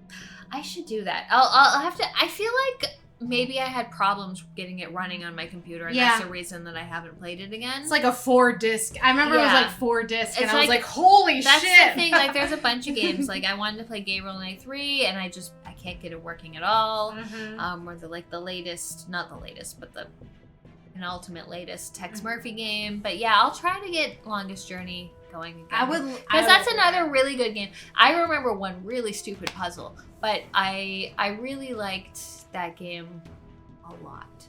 So yeah, I'll try to get that. Mm-hmm. But Loco Motive is like, it's like good, but shut up sometimes. Game, just shut the fuck up and let me play. Shut up, yeah. Story of our lives. We played this morning. Just this morning. Was Pam was like, we woke up, breakfast, having coffee. She's like, we're gonna play this. Yeah. People opened up the Exit 8, which is a. Come sit with us. Baby. No, I'm leaving. Okay. Okay. So you open this game up and it just throws you in the fucking game. Yep. And pretty much the game loop is you have to walk through what's sort of like a entryway into a subway tunnel. Yeah, like an underground subway passageway. Like you don't see the tracks, it's just like a tunnel. There's a tunnel of tiles. Beautiful subway tiles. Yeah. Let's be real, because I would love this in It's my kitchen. Korean. Like all the signs and everything are Korean. Yes. And you have to find a difference in the halls. Yeah. And if you find a difference, you walk back. You turn around and just walk backward. If you don't find a difference, you walk forward. Yeah. So every time you're correct, you progress forward until you get past level 8. So you have to get through this 8 times. You're trying to get through to exit 8. Yes. So, yeah. And so there are signs on the wall. There are things, vents on the wall. There's a guy walking towards you. Things could be different. Yeah, anything in could various be ways. Various ways. I mean, sometimes it's super obvious. Like you start walking down a hall and then just a flood of water starts going towards you. It's like, okay, well that's different. Turn around, haul ass, get behind you. Yeah. And sometimes it's very like Small. subtle things that so it's basically a spot the difference kind of game, but also with like creepy undertones. Like sometimes like the man that walks behind around, like usually he's just like a serious man with his briefcase and a cell phone, and sometimes he's just like smiling creepily, at you or staring at you, or walking quickly, really more fast. quickly You're like, than normal. Nope, dude, so I'm like, running away, going back the other way. So it's like a very. I mean, it took us an hour at most. Yeah, I mean, I feel like if you were very observant and got very lucky, you could probably finish this in 15 minutes. Oh, yeah. But it took us probably an hour to get through the first time. And then there's like, there's still 14 anomalies to find. So we kept going until we found all of the anomalies. We didn't even find them all yet. We're down to like 3 or 4. Oh, we still have more left? Yeah. Okay. We have like 3 or 4 anomalies left, which are like tiny anomalies. Yeah, like there's posters on the wall, and I keep like zeroing into like dates, names. This is gonna change, but usually when something changes, like, oh, these have nightmare eyes now. Yeah. So you think like, oh, it's gonna be obvious. Yeah. And then it's not obvious, Yeah. and then you end up back at 0, and you're like, fuck, I fucked up. Where was it? I feel like the one that Dylan got was the least obvious. He was like, these tiles have changed, and I was like, what? Yes. And it was like, oh, yep. The tiles usually are like vertical, and they were like mushy. Yeah. It's just like, and it's not super obvious at all, and as well as looking backwards, like there's so many like little nuances. I thought it was very immersive. It was. Very well done. But I also really liked having 3 people there. Like, yes, you do not play this by yourself. If I hadn't been playing it by myself, I would have been like, this sucks. I'm stopping. But like having a bunch of people, and it's really also interesting that you've gone through this hallway loop so many times, and all of a sudden it's like, wait. Look at that again. Is there always a camera there? Yeah. And it's like, yes, there's always a camera there. And then the very next loop is like, there's a light on the camera. Red? I don't think the camera's always glowing red. Yeah. Everything that like anybody else would notice. You're like, then you start to question yourself. You start questioning, like, oh, there was a noise that I didn't hear before. Yeah, so you're like, wait, is there an audio aspect to this? I'm not sure. Because the game literally throws you in it with 0 direction. Yeah, you just start, eventually it gives you like a little thing. It's like, anomaly, turn back, everything's fine, go forward. But yeah, it's really interesting. It's also like, I think it was $5. Like, it wasn't. Yeah, it's cheap, it's short, it's cute. Mm-hmm. It's very interesting. If you have a group of people over, very fun because it's a, Yeah, just like a spot the difference. And everyone's like, oh, is that different? Oh, is that different? Oh, look at that again. Yeah. Turn around. Why are you running through this? Yeah. What are you doing? Like, I was always obsessed with the no smoking signs, and so far there's not ever There's not been one difference. yet. Or the one panel, like, Yeah. where, like, this panel has got to be fucking different this one time. And it seems to have never changed. But yeah, it's interesting. Very fun. Highly recommend if you're in a group. Yeah, if you're in a group and have like literally an hour, like it's not a big time commitment. It's just like, let's all play this and see whose observation skills are best. Yep. Yeah. What is the last game you played, Pam? So the last game I played is Guacamelee 2, which Dylan and I have been playing for a few months now. This is a Metroidvania. Yeah, in terms of Metroidvanias, it's like more on the linear side. It's like you've got your big overworld map, and then you go in a dungeon, and you're probably not going to go back to the dungeon again, but you're going to go in Metroidvania. It's very similar to Guacamelee 1. It's like a luchador game, and so you're playing this luchador, and he can go between the world of the dead and the world of the living, which changes things up and which makes the most difficult platforming challenges. So you're going through, and it's interesting because I've played Guacamelee 1 just single player, and I was like, this is good. And then 2, I like the combat more. Like, it's a melee combo based combat, which generally not really my thing.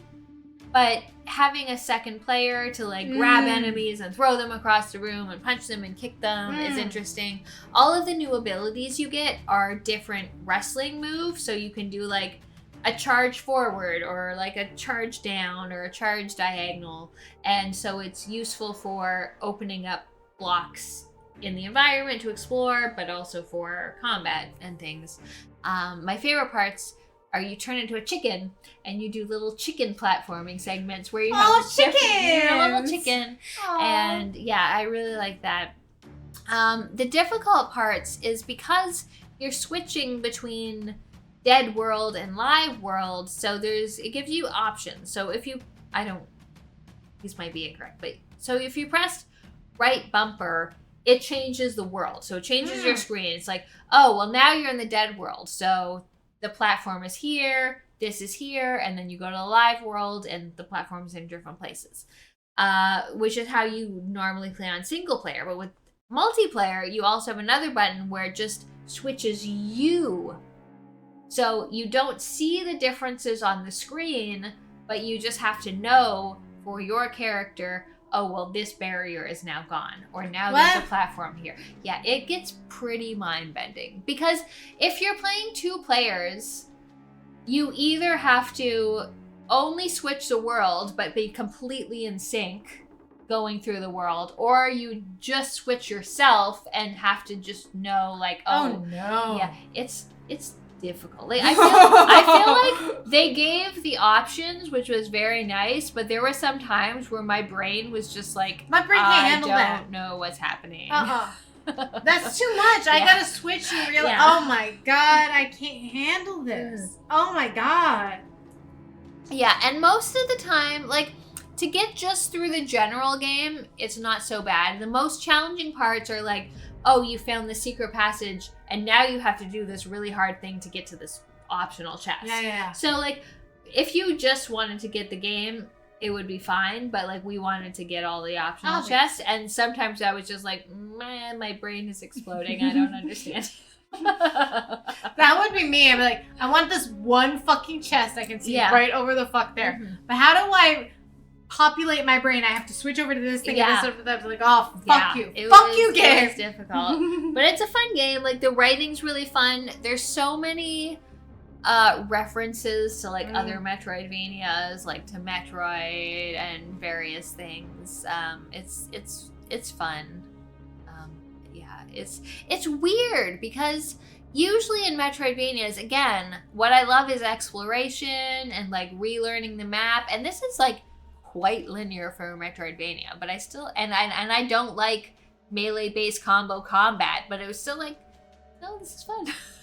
Like, well, then if it's fun, yeah, that's good. yeah. And then you can't just have to. Yeah, enjoy there were a few times where we got pretty frustrated because I was player 1 and Dylan was player 2, and I mean, yeah, camera. So sometimes, yeah, like if he got ahead of me in platforming, the camera would be like, "Well, fuck you, you're not player 1," and then he would just go off screen and die. Then and why have multiplayer if you're not gonna optimize for multiplayer? Then why are you gonna? I feel like it would be difficult to do better than it was. Like eventually, I learned because there's like a button combo where you can just like turn yourself into a bubble. Mm-hmm. So like if I saw him getting ahead of me, I would be like bubble and then just go over to him and like let him lead. Mm-hmm. But yeah, it was difficult to do that. Yeah. Mm-hmm. That's tough. Yeah. I feel like that's very common with many of these games. The optimization of multiplayer is not that great, especially if you get into later levels. Mm-hmm. That they're like, oh, we ran out of money. Yeah, that's why it's so great with games like Portal 2, where it's like, this is an entirely new experience. That is all multiplayer. Yeah, and the weird things is, I'm pretty sure Guacamelee 2, you can play with 4 people, which would be a nightmare. Like, I cannot imagine going through one of those flipping world states with 4 people. Like, Nope. No. I love our multiplayer. I love our Wednesday night multiplayer, but I will kill all of you. Yes. Also, this is different because it's a couch co-op, so we're only looking at one screen. Like, if you were on your own screen and you could just control what your screen was doing, that would be one thing. But if we're just like all on one screen, it's like, oh, if you press this button to change it, could fuck up everyone else. Nope. Not having it, Pam. Yeah. I'm sorry. I love you all, but no. No. Yeah. We'll just go back to World War Z like we are. But it was fun. It was like, we got frustrated a number of times. It was still, it was still fun. Fun story. Pam and I first met at Mag. I mean, we in did person. First met. It was first meet at a MagFest. And I had gotten us a hotel. Mm-hmm. And of course the hotel fucked up. And so we had to share a bed because there was not 2 separate beds. I was like, Pam, I hope this is okay. We're going to share a bed. And I was like, it's fine. It's fine. We watched Titanic. And I mean, we watched like a third of Titanic. We watched a third of Titanic. Yeah. But we were together and we got her original Hollow Knight pants. Which, If anyone likes gaming things, go to Fan Gamer. If anyone is a fan of like very popular indie games and wants clothes, go to Fan Gamer. Yes. So like they've got so much Hollow Knight stuff, like Undertale, Celeste, like 24 other games that I can't remember right now, but they're so good. Like so Dylan got me this for Christmas. It's a Hornet shirt. It's just like super soft, super comfortable. I feel like once I put it through a wash, it'll shrink a little because it does feel a little bigger than my other ones. But like, my Hollow Knight pajama pants, so comfy. So comfy. Soft. I remember it was comfy when you bought it like 15 million. Yeah. It was like 4 years ago. Yeah. But it was like the first time we hung out together. And I was like, Pam, I'm so sorry. The hotel fucked up. We're going to have to share a bed. And this is the first time when you meet somebody in person, that's not exactly like what you want to do as like, I mean, we're fine. Obviously, we're fine. But I was like, I hope this is okay, Pam. And it was fine. And we loved it. Yeah. And we watched a third of Titanic. Yes. But okay, so we're part of a happy little vinyl group, and because Pam lives in Canada, shipping is stupid. Shipping is stupid. So anytime I'm like, Pam, you want something, babes? I will buy it, like, and I'll just bring it to you. I could buy this, and the shipping would be as much as the product. As the fucking vinyl. Yeah. So I was like, I'm just gonna bring it to you. So I got our Fallout More Songs. Was this more? I think it's more songs. More songs of the Fallout world. More songs for the end of the world. So I have the first one, and it's songs from Fallout like 3, 4, New Vegas. It's like all what year is this? I don't know. Yeah, so it's a bunch of just the songs you hear as you are listening to the radio while you're going through the wasteland. Look at that. This. This is like the most amazing nuclear kind of thing. And actually, I like this song selection more than the first. Like, usually on the first, they're like, here are all the good songs. And then the second, they're like, and here's the rest. But actually, I feel like this is the best. So it also comes with a beautiful little thing. One of my favorite songs, Danny Kaye with the Andrews Sisters. Oh, I love Danny Kaye. Civilization. Bongo, bongo, bongo. I don't want to leave the Congo. No, no, no, no, no, no. Oh, we should watch Danny Kaye. Love it. We're going to watch The Courtjester. What other songs do I love? Oh, Bing Crosby, Accentuate the Positive. That's a good one. Pistol Packin' Mama. Benny Hutton, he's a demon, he's a devil, he's a doll. Like, just really good old music. Yeah. Good so, music. Fun fact. The first one of these on, like, eBay goes for, like, $150. Oh, I'm sure it does. Yeah. I have that one. Yeah. So fun. All of these do. Most of these do, besides like some of the obscure ones that this group does. But I will buy from every one of these because I love them. I love them so much, and I am happy to get them for Pam and fly my happy butt up to Canada as part of the shipping because I'm a mule. I'm a drug mule. You're the vinyl mule. I'm good with that. I got the black and glow. No, you got the glow in the dark one. I got the glow in the dark one versus that one because you have to get a little bit something different versus than what I get Pam. So yeah, we love the fall. I mean, I've only played Fallout New Vegas, I think, for a hot second, so I've never played actual Fallout. Yeah, it's just. Fuck you with all your fucking items and pick up so much bullshit to pick bullshit. up. Oh, do you want to pick up 12 clipboards? Like, not really, but like if it's there, then I guess. For what? Nothing. Absolutely fucking nothing. So yeah. That's the stuff we picked up. My other thing, I got a little grub. And a little grub, hornet grub. Oh my god. That's the one thing I'm most upset about when my first playthrough of Hollow Knight. I didn't save all the grubs. Oh, I mean, look how cute he is. I don't think he would be less upset if you saved them all. It's got a little vagina mouth. It does have a vagina mouth.